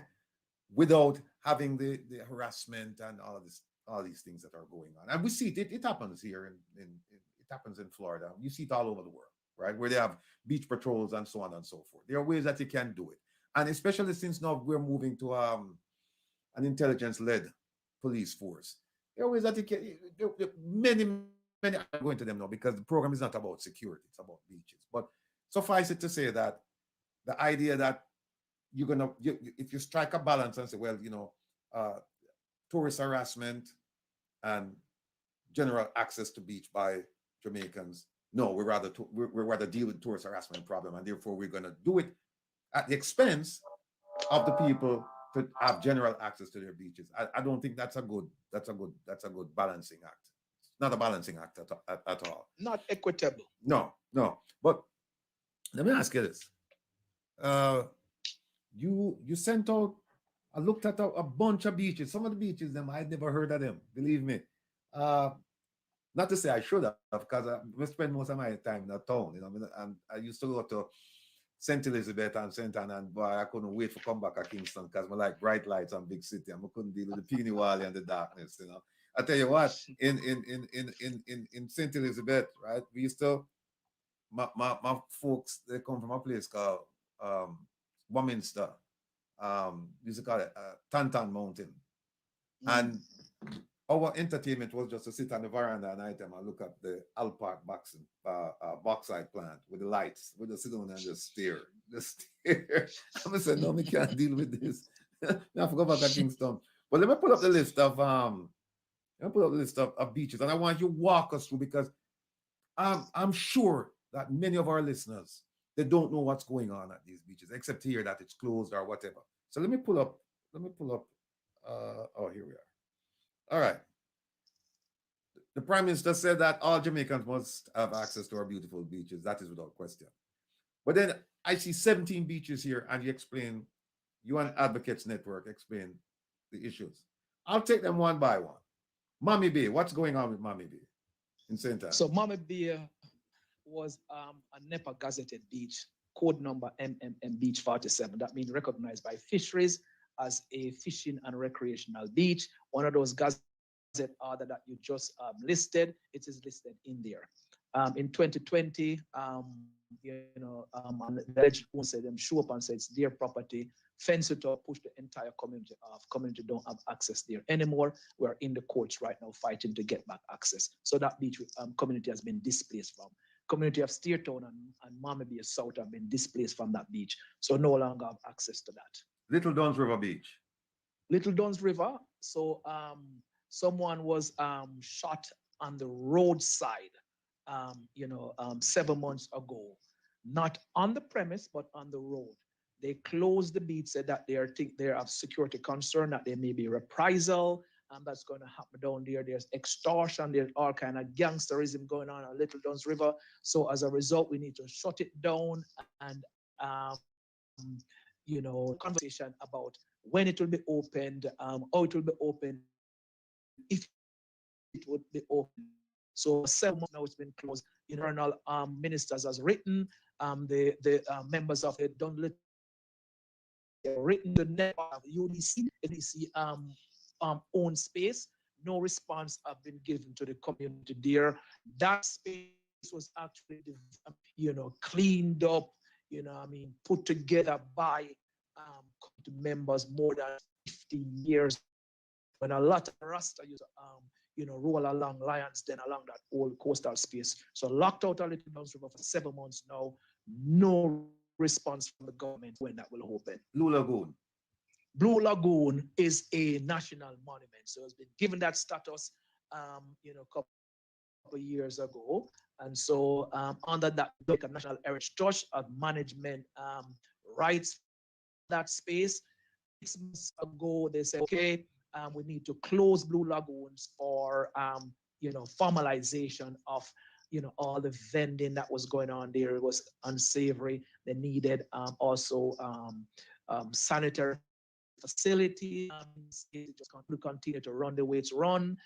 They need to really kind of bring up the environments there. So it's supposed to be closed 2 months. It's over 4 months overdue now. No communication really from the Jamaica National Heritage Trust until JaBBEM, along with the Portland Environmental Action, big respect to all the ones Portland who are not only on beach right, but also water rights in Portland. We met with the Jamaica National Heritage Trust only to learn that of all the 200-300 acres of land that surround the Blue Lagoon, the government owns none of it. So all the government owns is just the Blue Lagoon and the road that leads to the Blue Lagoon. They don't own none of it. So they're in a struggle to find a place to put a bathroom so that they could open the place so people could go back down there. And they're thinking about not opening up until they can put a bathroom in place. So 6 months out, government have actually signed itself out of all its land rights around a national monument. Can you believe that? You see what's coming? You see what's coming, right? You see what's coming? Absolutely, of course. Okay. And to add that, it's TPDCO and the Jamaica National Heritage Trust is seeming to be in charge of that space. So they want to put office space inside here. So we do think they are moving towards a commercialization of the Blue Lagoon and then a restriction as to who can go there and the number of people could go there. And hence that is why the Blue Lagoon is closed. So it's really, really a corruption. And we asked for scrutiny and we asked for this because the road closure there was not sanctioned by the parish council. I don't know who closed the road. There's a barrier at the Blue Lagoon that is maintained and paid for by private interests, and nobody can tell us who is paying the security guard that is holding the Blue Lagoon hostage. So what? A private security company is blocking the public access to a national monument. 6 months now. That's Blue Lagoon. Oh boy. Peach Beach. I never heard of that beach. Peach Beach is in Discovery Bay. Peach Beach is quote unquote owned by the Jamaican Red Cross. The Jamaican Red Cross, who's supposed to be, one of these international agencies that is all about what? The health of a people, the rights of a people. They have a lock on that facility and does not allow the public to use their property to access the beach. The community has been using the Fisherman Beach next door to access Peach Beach, but they can't walk across the land to get to Peach Beach. So the gate is locked, public is excluded in a restricted sense. Reggae Beach. Reggae Beach here and close to the bond since mayor been purchased, and I stand corrected if I'm wrong, by Barita Group of companies. So what happens is that when a private entity buy the land that surrounds the beach, what they do? They run their wire fence. Once they run their wire fence, then what? We are restricted. So this beach is in the process of being privatized. So unless proactively the government act to say that people have been using it for more than 20 years, then we cannot get our rights to access it. So it's going to be privatized. Yeah, let me just say to our radio listeners, not the ones watching the stream, that go to the streaming platform, because this is so interesting. We're not gonna take a break. We're gonna go right through the commercial break on the radio side. Did I say Members Beach? Did I ask about Members Beach? No, you didn't Oh, mention member. Can you hear me correctly? Because I got to plug my phone in. yeah, I can hear you. Okay, great. So Members Beach is also in Discovery Bay. So it's not like a struggle between one person who think that they own Members Beach and some members who are mainly a lot of returning residents who purchase houses within the Discovery Bay area can no longer access or struggling to access Members Beach because this one property owner thinks that they own it. So they lock the gate and the residents have to go there, rip the lock off to get access because they said that they bought the land surrounding Members Beach. So they want to privatize Members Beach and lock those individuals out. Okay. The beach, Roxborough in St. Anne.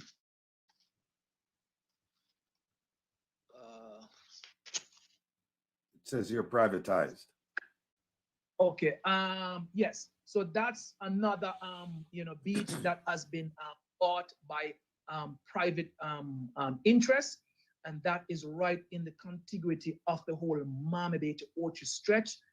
That's, I think, is like 100 and something acres. So it's another beach that is going to be privatized because land rights. When you're owner of the land that adjoins the beach, that means you run your wire fence, you lock people out. So the folks that are in civil rights are protesting that they're going to lose access to that beach. UDC Beach. Okay, so the UDC controls the entire stretch once you pass Old Fort Bay all the way into the Orcharius. So Pearly Beach and Laughing Waters and Dunn's River, all of that space is owned by UDC. UDC recently have transferred a property, I think it's around 35 acres to Czech. That's what we call Brownlow Beach in Steertown. That's another one of the beaches that Steertown and Miami Bay use. And that land is now privatized. So the community, they dumped up the gate, they nailed private signs on the gate and locked the community out so no one can access that UDC beach already. It is now in private hands and the public cannot access it. Old Steamer Beach. Old Steamer is down there in Hanover. Now that is a strange situation, right? So it has been used by the community for gazillions of years, all right? But what we're seeing happening right now is that the land of Old Steamer is privately owned. And TEF recently went in to say that, okay, we're going to, uplift this beach because I don't like the development story. They put garbage receptacle in and they wanted to put other stuff in, but they can't continue because the ownership of the land is in limbo. That was recently published in the Jamaica Gleaner because the government of Jamaica do not own the land that surrounds Old Steamer's Beach. It's private property. So therefore, if you don't manage that carefully, all right, or the public do not go into court for under prescriptive rights, we're going to lose access to Old Steamers because again, and you will see the theme keep going on. No land rights, no beach access. It is the case of Steamers Beach. Long Bay Beach. Long Beach now, beautiful stretch of beach in Portland. That beach is wide open, but all the lands around Long Bay is now being bought up. Okay, so big respect to all the ones out in Long Bay that are now marking the easement points onto the beach in Long Bay because the privatization of all the properties along Long Bay is happening. We know of many of the foreign interests that we wish not to name here who have procured some of those lands around Long Bay Beach. So those access points will be shut down if the community does not exercise their prescriptive right, demonstrating that they have been using them to access the beach in 20 years. Then because of those private land laws, we will lose access to Long Bay Beach. Is there anything you want to add regarding Bob Marley Beach? Bob Marley Beach is in the courts. And what I want to add to folks is that the government says that they have no intention of, closing Bob Marley Beach. And I say to the government, you don't need to have no intention of closing Bob Marley Beach because the government do not own any of the lands surrounding Marley Beach. That old JaBBEM temple tabernacle was created in that space. The government owned none of the land. So the group that owned most of the property around Bob Marley Beach is a company called Wolf Group Limited. And at any time, Wolf could fence that off and block the public out. Now we have them in the courts, and then there's also an injunction filed for the property by Norman Stevenson Roba, who is the son of Bongo Gabby. And Bongo Gabby is one of the ancient Rastafari who really held that space for many, many years. That case is in the Supreme Court, and that case, I'm asking the public to reach out to support that fight, because if we lose that fight, it further empowers the Wolf Group Limited to fence and lock the community out of that space. So we are still under threat until we can secure the prescriptive right of access to Bob Marley Beach. Then we are not safe. Bluefields Beach. Bluefield Beach is in the courts. Big up to my brethren, Wally Christoph, who's in the courts in Bluefields against a property owner down there who, wanted, that was in the news as well, wants to really push the community off, a significant component of the Bluefield Beach. And so the Bluefield Beach community filed prescription act, enter into the parish court, and that case is ongoing. If the developer wins that case, then the community would have lost a significant part of the Bluefield Beach. So that's a prescriptive law case that is in the courts in Westmoreland. Little Bay Beach. Little Bay. Now look at Little Bay, right? That was massive in the media out there. And the Prime Minister himself went down there and tell the people them that you will have to leave these beach land. So that's some massive property. I think it's over 800 acres of beachfront property down there. Those folks have been living on that property for eons, all right?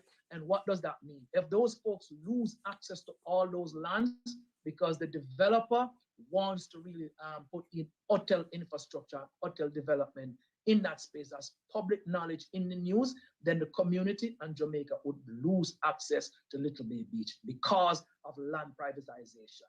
You know, I'm struck by the Prime Minister's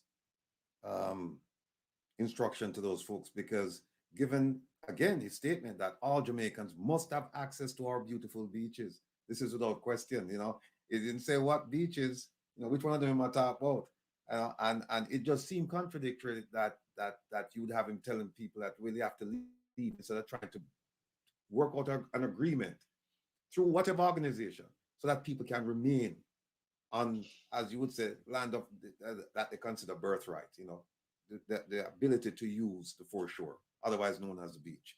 But that land rights, my brother, once you lose land rights, you see all these beaches we're talking about is all around land rights. You lose the land rights, you don't fly, you can't jump, you have to walk, over land. And once you lose land rights, you lose access. Right, unless a former tourism director, I spoke to him this week in preparation for our interview, and he said, it's ridiculous, it's ludicrous, but he said one of the solutions is if you can get a boat and then you approach it from sea, then you're fine.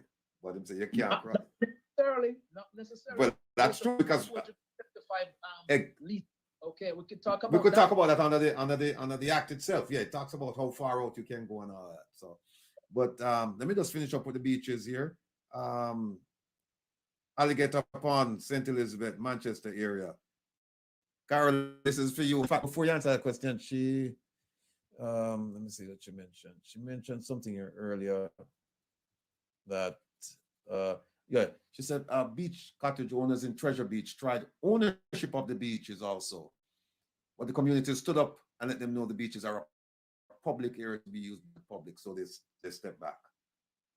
And that's what we are doing, all right? But what we need to make sure we do, we have the courts recognize our rights, because they will try again and they will try again. Okay. I could tell you the case of Mommy Bay that they have been trying since the 50s to displace the communities from that space. They will never give up until they kick you out. So what is really happening in Alligator Pond?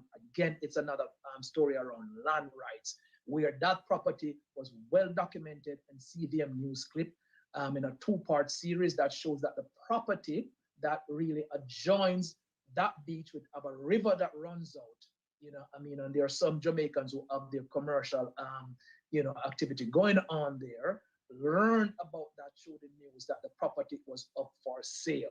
Once the property is up for sale, they will lose their land rights and they no longer can walk over that land to access that beach down there in Alligator Pond. And so you will lose the beach. Now, as I said, prescription law, 20 years minimum, they meet that criteria, we can protect it, but it's under threat.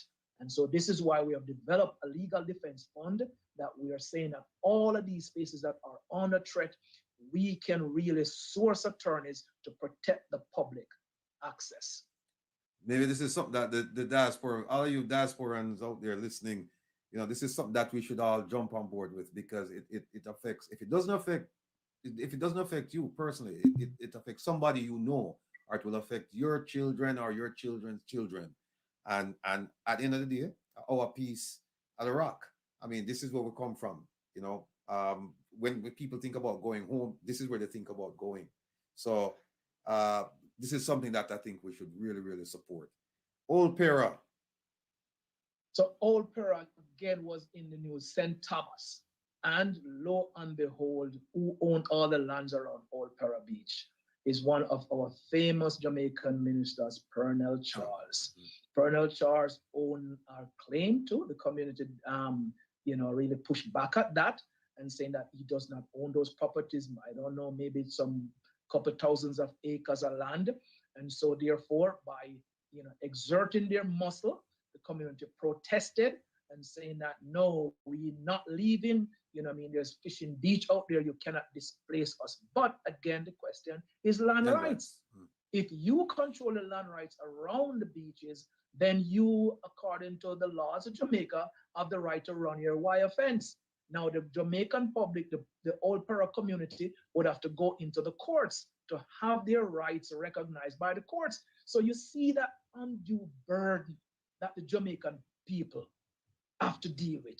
And this is why we are saying that the legislation have to change.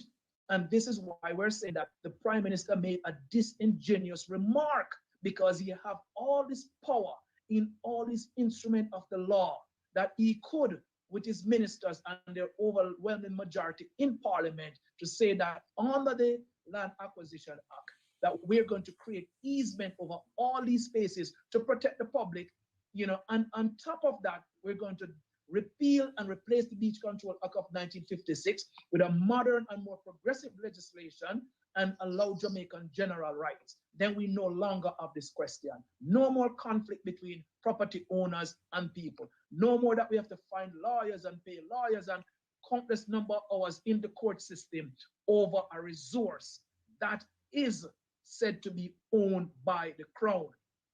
Maybe we should just wanted to interject, Ratty. Dr. Taylor, how much corruption is involved when you look at the fact that it was just the North Coast and then out west with Negril and around to St. Elizabeth, Black River area, that was really being developed. And now that the emphasis is on Eastern Jamaica, did these ministers run and grab property out in Eastern Jamaica because they knew the government's intent to develop Eastern Jamaica? You have other people like Lee Chin in Portland and other big-time investors that went and grabbed certain land rights.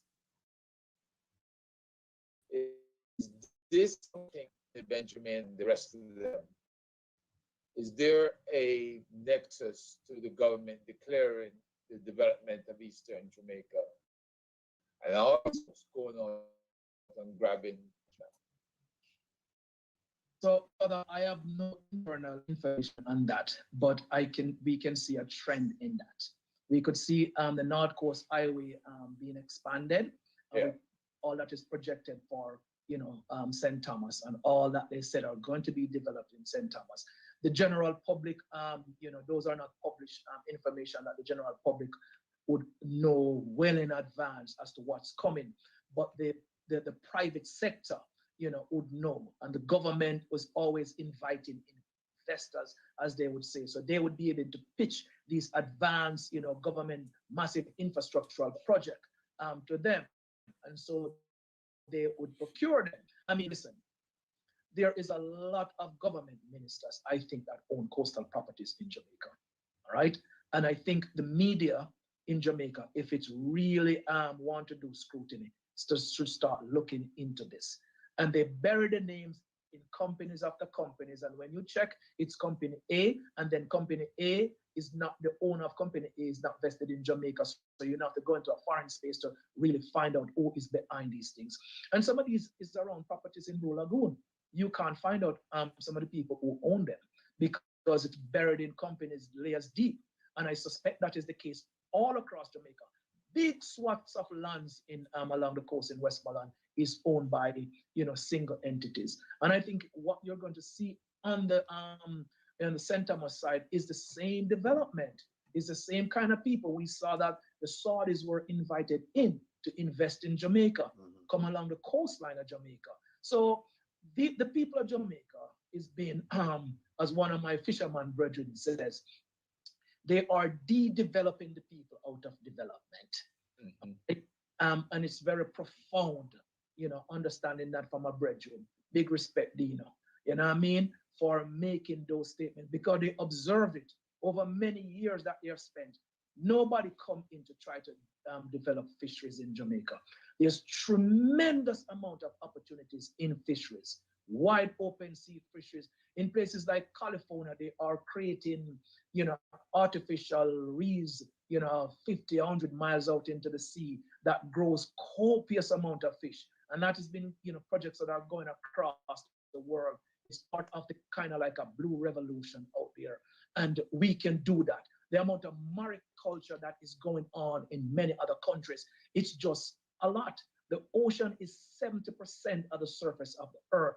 So we can farm it and do it in a sustainable way. And really, these are high-tech jobs for our people. It's not low-tech job where you're going into hotel to do those low-tech positions. We're talking about, dealing with chemical, understanding salinity, understanding how you operate in DC environment, understand how you sustainable, procreate rare fish breeds and grow various species of seaweeds for consumption. It's really a sophisticated high-tech space that we could invest in the development and training of our people, being an island nation. And we're not doing it. Instead, we choose to do low-wage, kind of a all-inclusive tourism product. But let's finish the list of beaches here, my brother Rattigan. I think you have here, Burwood. So Burwood is another one. Burwood is in Trelawney. Do you believe that the government do not own the land that surround Burwood? It's privately owned. The government said they owned a strip before that land, but you have to get over that private land to get to the part that the government says is owned. So that's a struggle. And those people who own the Burwood Beach are exerting and flexing their muscle. And I suspect there's going to be a fight coming. So we're going to need prescriptive right, or the government is have to step in with its land acquisition policy to protect the public interest. So that is a precarious position that could trigger beach access loss. Winifred Beach. Winifred is safe. Winifred went into the court several years ago and won, through prescription right, won the right to really stay there in property. They cannot displace Winifred. What they do own are all the lands of Winifred. So the government should trust its muscle to put a management system in place. But the Winifred community is very advanced. Kudos to all the Winifred Society, Portland and activists who are very engaged there. They are very advanced plans that are very sustainable. That beach is such a community beach. You go there, there's farmers market. You know, you could go there, you could buy all produce. There's craft, there's vending. You know what I mean? Big up yourself, Cynthia. You know what I mean? They just really run that space efficiently as a community effort. And that's what, when they did that recreation and corporation, the parish council should have engaged all the coastal communities and have them take over the management of the beaches instead of looking for divestment. That's where you introduce the people to really kind of protecting their space. Our government have failed to do, failed to empower people to really take charge of their own destiny. And what we see is happening at Winifred is a model that can be proliferated across the country. It's not blocking any hotel development. It's saying that these resources stay in the hands of the people, train the people how to manage their resources environmentally, economically, sustainably. And I think we have a happy medium. Yes. There's one No, mention that was not on the list, and somebody emailed us that, and that's Point Hill Beach in Westmoreland. The individual said it's owned by Petrojam and it's in a precarious position and they don't have access to it. So that's Point Hill Beach in Westmoreland. And I'm sure there are many more across the country. And we have gone into the rivers. No. You know what? I've thrown out about 18 beaches too, and you came up with Point Hill, right? About 19. And as you said, it's a common theme. Land ownership. Now, you'd think that the government, any government, every government of Jamaica would see this, just as we're discussing it right now. And so I'm trying to think, why is it that they haven't done anything? Now, Winifred Beach, as you said, it's safe. Is it possible, is JaBBEM thinking of using the Winifred model to do like a class action for all the other beaches instead of doing it individually, to do just a class action and just get one court order that will affect all of these communities? Yes, absolutely. We are actually, in that process of, figuring out how to get that done. So, the legal advice is under consideration as how to take this as an entire case in the defense of Jamaican beach access as a whole. We would like it not to go there. Would like the government to come to their senses and address it legislatively in the interest of the nation.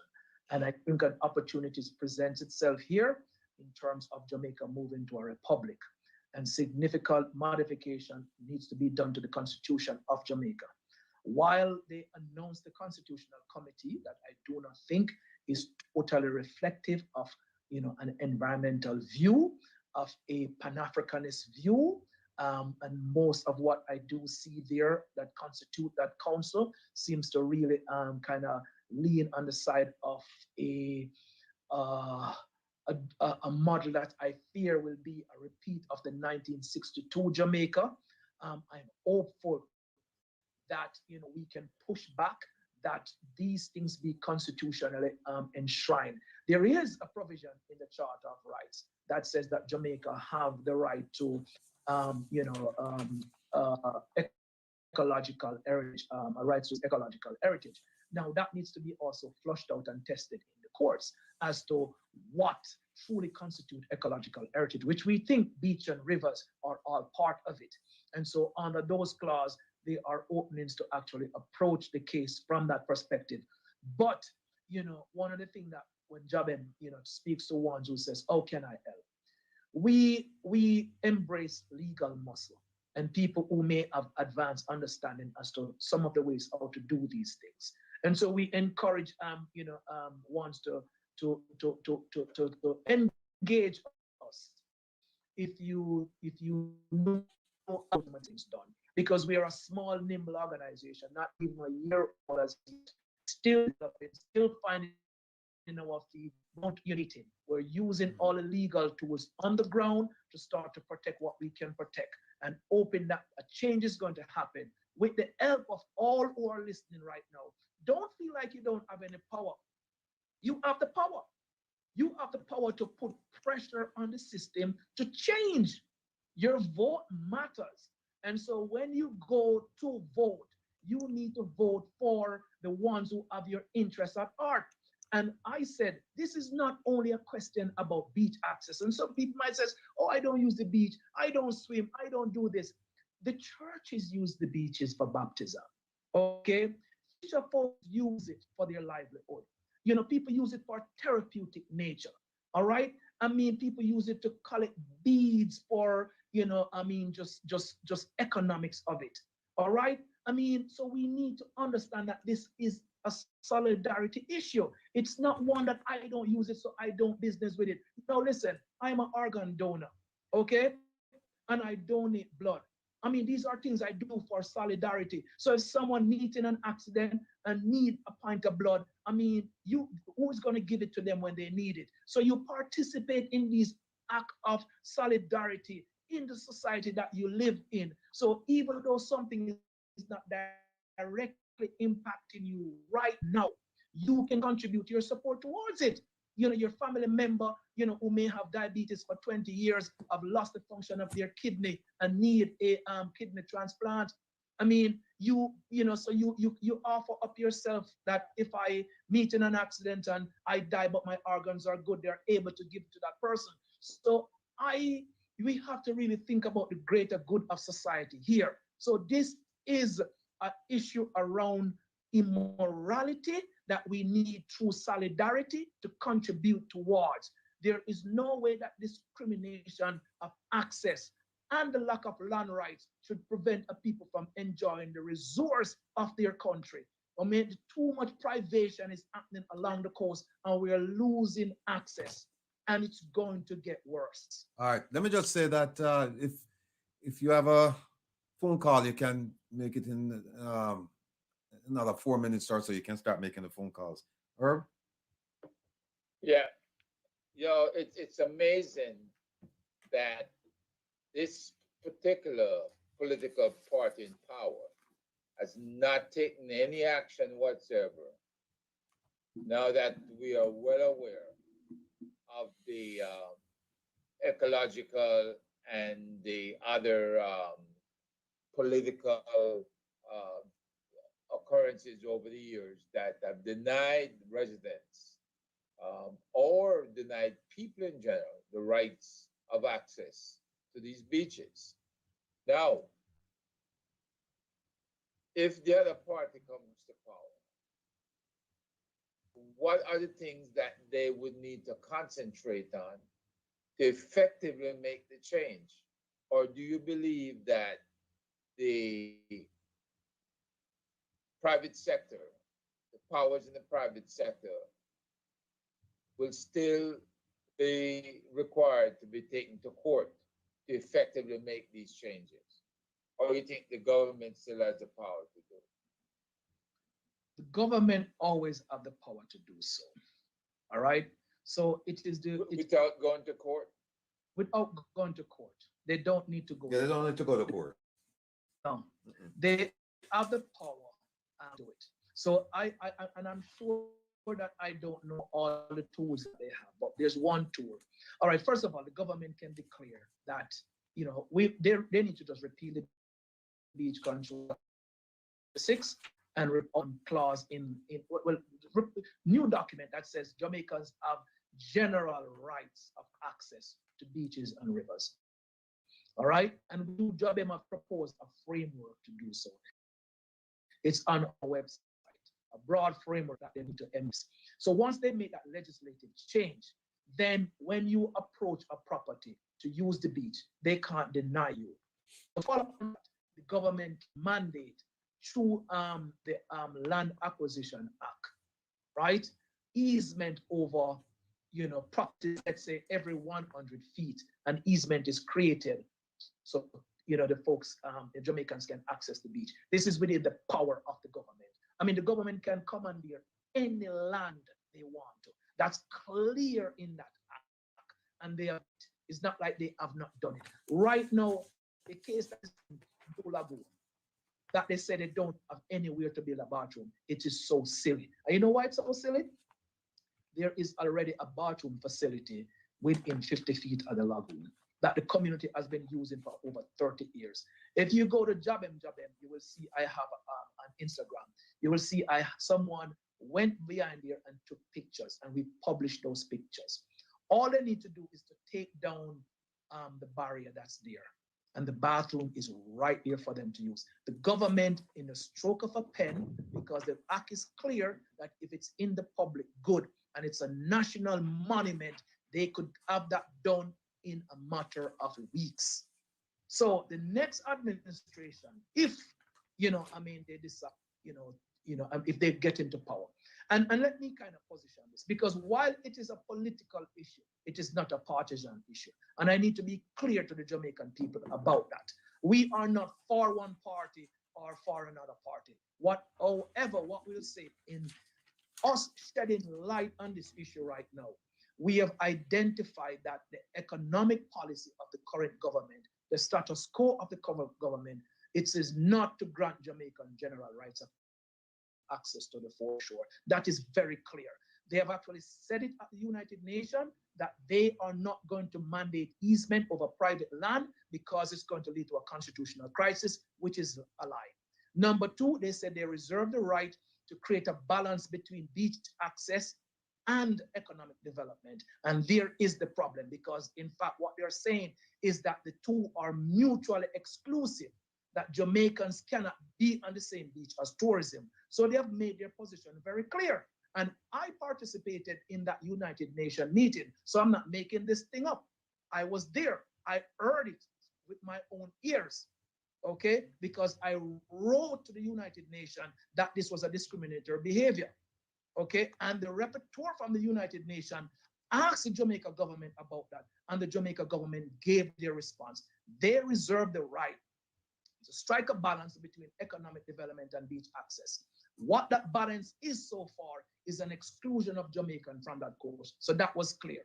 The question was asked about easement, and they said they to do that would lead to a constitutional crisis. It's actually on tape. So you could go to the CERD, which is the Committee on the Eradication of Racial Discrimination, and search for the Jamaica presentation there, and you will hear that with your own ears. What the opposition have said, and what they have said in their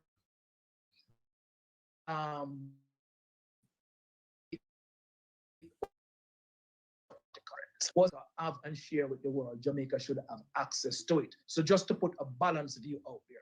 So what they're saying that, I hope it translates into, they have reached a point right now that they are willing to really embrace general rights of access. And that's, if I interpret it correctly, they are saying that in their position. Now, will they do it when they come into power, or will the special others and the special interests prevent them from doing it? Because they were the one in 2000 who came up with the first beach access management policy, which they stated a lot of this, and they were in power for God knows 16 years, and they did not get it done. Now it has come and it's raises head from and now that they realize that this is an immorality, it is injustice, and so it needs to get done. Let me just say this. You mentioned Blue Lagoon in particular, and looking at Blue Lagoon, is the water actually coming from a power plant discharge? No. And the other thing that was mentioned was the carcasses of dead animals and the dumping area for old cars and materials that people discard was in the area. Is that being cleared up? No, there's no such thing like that. The water from the lagoon comes from us. There's a spring.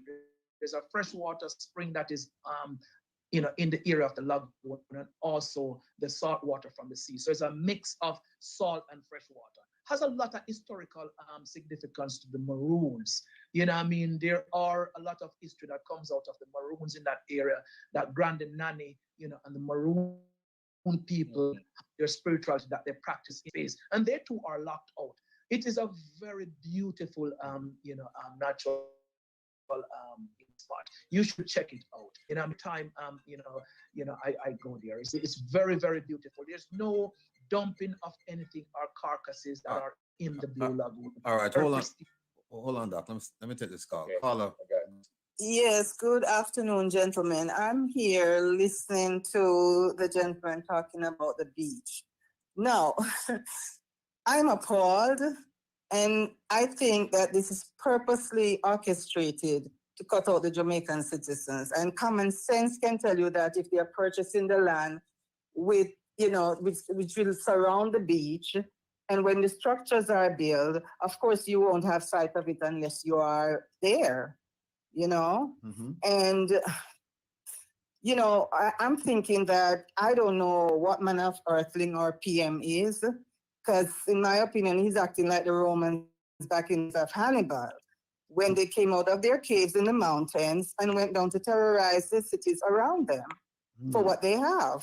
You have a question? You you know? have a question for the good doctor? You have a question for the doctor? I don't really have a question because I clearly see what's happening. The only thing I can say is we here in the diaspora and they in Jamaica, hope they can come to their senses and fight for their rights. It's not easy, but you can't give up. And it's being done. It's being done. Yes, and clearly this is a motion of colonialism again. Mm-hmm.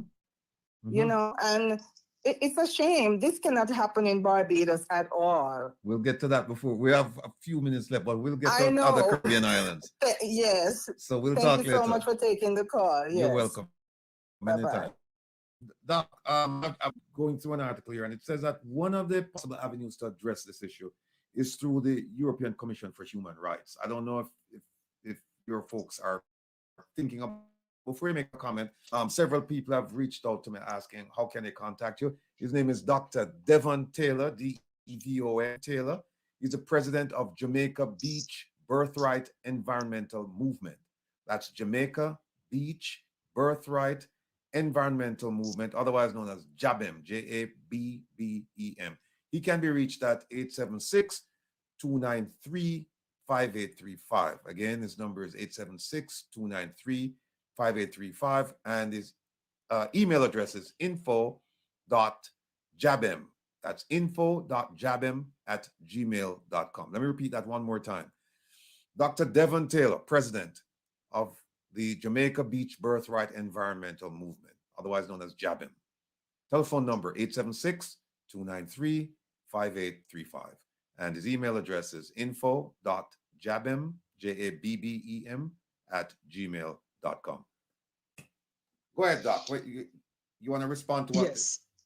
Yes, and we can also be reached on social media at Instagram at JaBBEM-Jamaicans, or we're at Twitter at DBEM_J. And of course, our website is jabbem.org.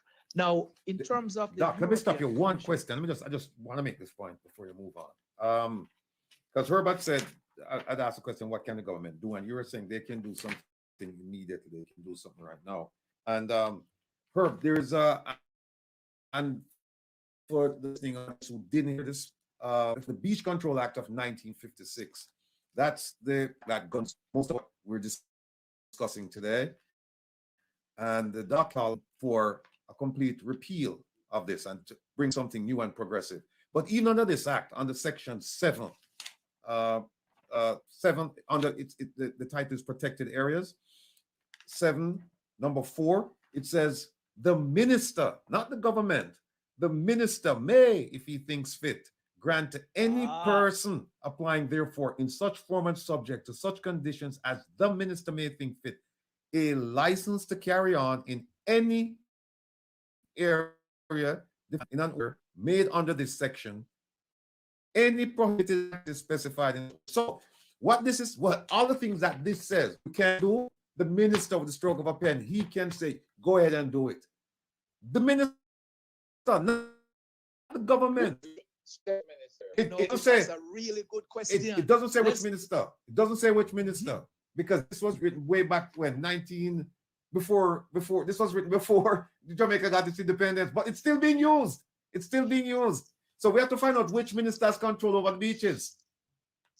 Yes, it is a good question because right now it should be, so the NRCA is the regulator of this document, and the NRCA is actually a department within NEPA. NEPA sits in the office of the Prime Minister, right? Now, in the office of the Prime Minister, there are also several ministers with portfolio. Okay, so you have the and then before this, NEPA was sitting in the Ministry of Economic Development and Job Creation, and I think that is Samuda's who's a minister without portfolio ministry. Now, I am also really confused about that. Who is the head of the office of the Prime Minister? The Prime Minister. Prime Minister. So if I'm reading this correctly, then if NEPA falls within the office of the Prime Minister, then this would be the remit of the Prime Minister. Exactly. And somebody need to clarify that to me, because if the Prime Minister is saying that we must have access, and then he has all these powers as the Prime Minister, but also the head of NEPA and the head of all of those agencies, then the is saying that what he can do and he's not doing it. So Exactly. I don't know. I mean, is the guy schizophrenic or something? I mean, what it's like he's saying one thing that he can do, but he's not doing it. Conundrum. This is the madness.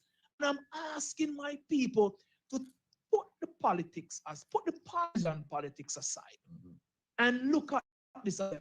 Brethren, a few island that's enough. We used to play upon them beats, run upon them beats, and enjoy them beats. And we cannot put that aside to say that do the right thing, get this done, or get out of our way. Okay? We need it. We have to have access to it.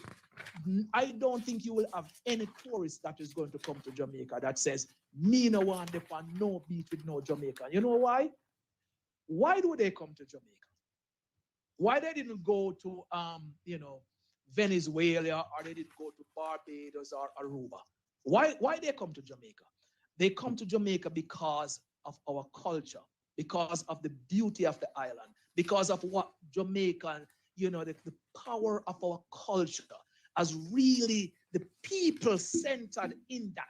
We are the drivers of that, and the beauty of the land cannot be separated from its people. And so we are the drivers of all that is Jamaica. And then you are inviting people to come and excluding us.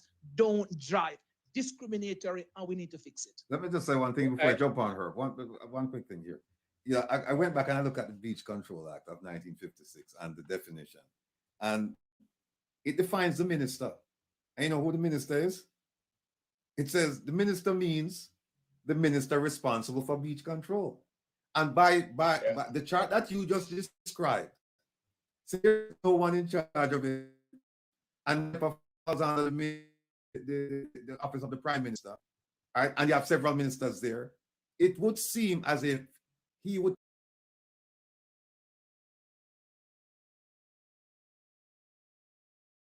you have a general rights to access all the beaches in Jamaica. And that would have been that because so that would be it. It is. It's still in effect, so you don't even need to before you go, because we have some problems too. But before you do that, he could simply sign under this, the Control Act of 1956, and give everybody rights. And you're right, for him now around and say, well, every Jamaican should have access to the beach. I said, yeah, you can give them. Why don't you give it to them? There you go. Yeah, I was about to say, just looking at this thing, Barbados.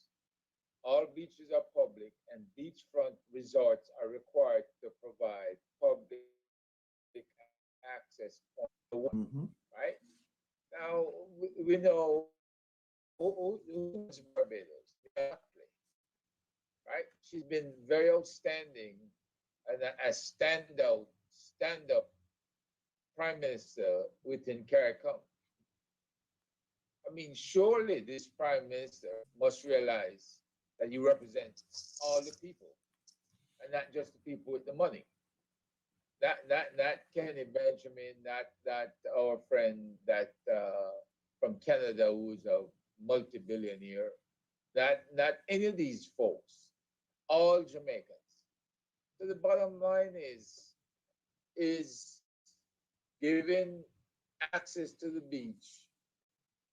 They build up this mistrust of certain parts of the population, right? And they make it seem as if our people cannot be trusted. And then people in the diaspora who don't know better, one of the articles I looked at for this program said a family came down. They said there's 500 miles of beachfront in Jamaica. And they drove for days trying to get admission into a beach. Hello? It didn't cost Hold an on, hold arm and a leg. Into and enjoy themselves, but most of the places they went to was unkept and dirty. So my thing is, why are there areas that are unkept, dirty? You guys, Before you start, I have a caller. Go ahead, please. Hi, good evening, gentlemen. Thank you. Good evening. You know, I must say I like to watch the program you and journalists. Just listening to this program, it really makes me sink in a hole.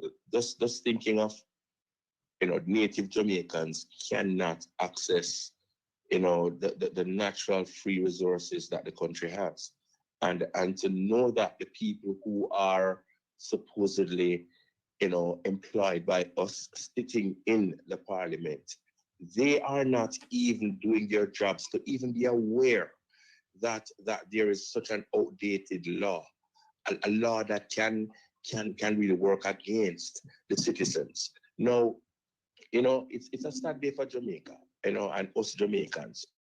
When we can settle for mediocrity, we can sit back and say it doesn't make sense to fight. We actually need to get up and fight because everything is being taken away from us. I grew up in Jamaica. I am now living in the States, probably 5 years ago. I had the liberty where I could go to any beach in Jamaica, anywhere. I pull up on the roadside and I go to any water, anywhere the beach is, I could walk on the property and do it. Now, the children there and their grandchildren, their children will not have that liberty, will not have the ability to walk onto a nice beach. What is left? Riffraff, the honeycomb rocks, the stony standing water that nobody can enjoy. People might think that this is politics, but it is not. From my perspective, Jamaicans will need to fight. Because you know what? All the fight, Rattigan, I see is coming from the diaspora. It's us, the Jamaicans that are abroad looking back home. We are the ones fighting for home. Our fellow families, Jamaicans back home. I don't know, they lack it. What is it that they're not getting? Need to go and stand up. Because if they don't, what's going to happen, Rattigan? What is going to happen? Right. This place that we love, look behind you. That zinc fence, it speaks so loudly to me. I am not from the garrison, but I'm from a country place up in St. Mary, and I know what poverty is. And I have a zinc fence, but I can resonate with you. Right. I went to Kingston, it's a school in the 80s. I went to Woolmer's Boys. I know all of these things, but not to go away from all of this. I have to lift my hat to you, sir. I mean, you and your panel and Make We Talk and Rain Lonesome and all the other freedom fighters, because I don't see you guys as bloggers, and I just hope that these programs, these messages that you're pushing, gentlemen, it reaches far. You know what I'm saying? I hope it reaches far because you have given me hope. I'm telling you that. You have given me and my family hope. I have a wife and kids in this house who is like, Daddy, forget about Jamaica, that is a lost cause. But because of watching you guys lately, getting them involved with watching you guys lately, there has been a turnaround. And I really hope that this can be multiplied in Jamaica where people can. I mean, gentlemen, keep informing us because I just learned some things from you today in respect of, the access to beach. I didn't know that we had a group for an organization in Jamaica that oversaw these kind of processes, Well, you look, know, and people, it to be known. Well, Jamaicans need to know. Everybody, thanks for it. And Yes, keep man. watching. Let me jump on and take another call here. respect, man. All right, Cool. brethren. Yes, caller, go ahead, please. Mr. Rattigan, I don't really want to talk on the air. I want to talk to you regarding something. Okay, well, call me after the program. Call me in about 15 minutes, please. On the same number? This same number, yes. All right, thank you. Yeah. Doc, Herb, we only have a few minutes left, but Yeah. you were about to say something. Yeah, so the brethren who just called, I mean, we hear them impassion play all the while, and we says action time now. So what we would like the diaspora to do is to get involved, and there's several ways that we think you can get involved. Please, go ahead. I mean, yeah, you can join JaBBEM. Just go to JaBBEM.org and join the movement. All right. I mean, let us know your skill set and how you can contribute. All right. So that's one thing you can do there. All right. And Doc, hold that spread point the for me, info- please. Hold that point for me, please. Let me just take this. Caller, go ahead. We don't have much time, but the doc is available. Yeah, I know. I'm gonna keep it. I'm gonna keep it real quick here. So I don't know why the government is hell bent on tourism dollars, because as we know, most of tourism dollars don't come to Jamaica. I think the government gets about 7.5% off the revenue of it, Mm. and all it does for Jamaica is create low-paying type of like sweatshop type of jobs. Mhm. That's what it does. It doesn't really do anything for Jamaica. But and another thing that Nigel Clark goes around and he brags about it. Low self-esteem Nigel Clark, who thinks he's inferior to Mr. Golden because he's calling the guy massa. But let me ask the guest a question. I know what time is going to be. Yes. Why? Okay. Well, the question is for you, Mr. Rattigan. Why don't you get Mark Golden on and have him speak to this matter? Because the guest said that they were in office for 16 or 18 years and they didn't do a damn thing about it. Well, so why don't we get him on? It's funny you asked that question because Mark was supposed to be here today, but due to other commitments. So I'm trying to get him on for next week, Saturday. I was trying to get him on with the doc today so that the doc question you're posing to me, pose it to him, but he said no, he's not available. So they're trying to get him on next week. Maybe I'll have the doc come back next week and ask him. Please have Anytime, the brother, doc anytime. on that, because I go there all the time. I'm gone since and don't look up in answer. I feel blocked out by walls.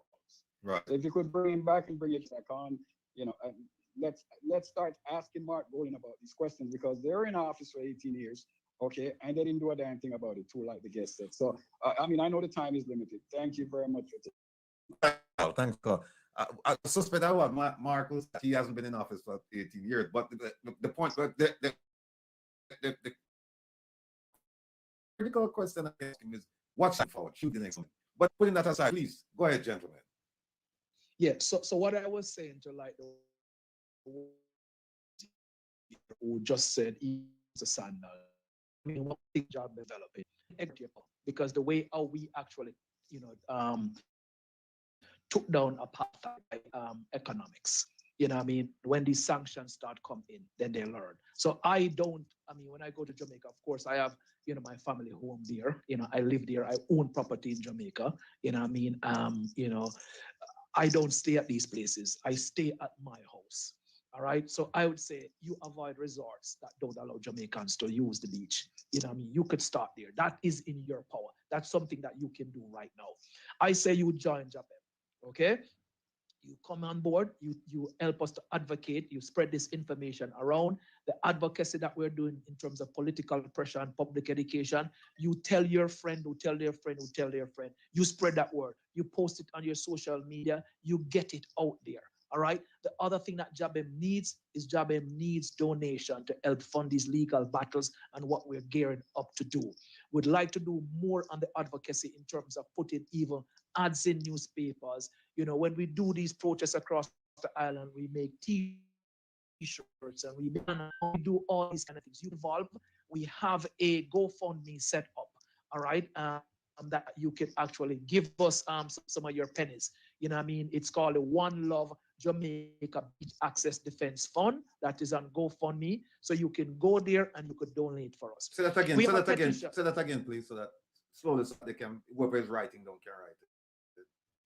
Yeah, so it's the One Love Jamaica Beach Access Defense Fund.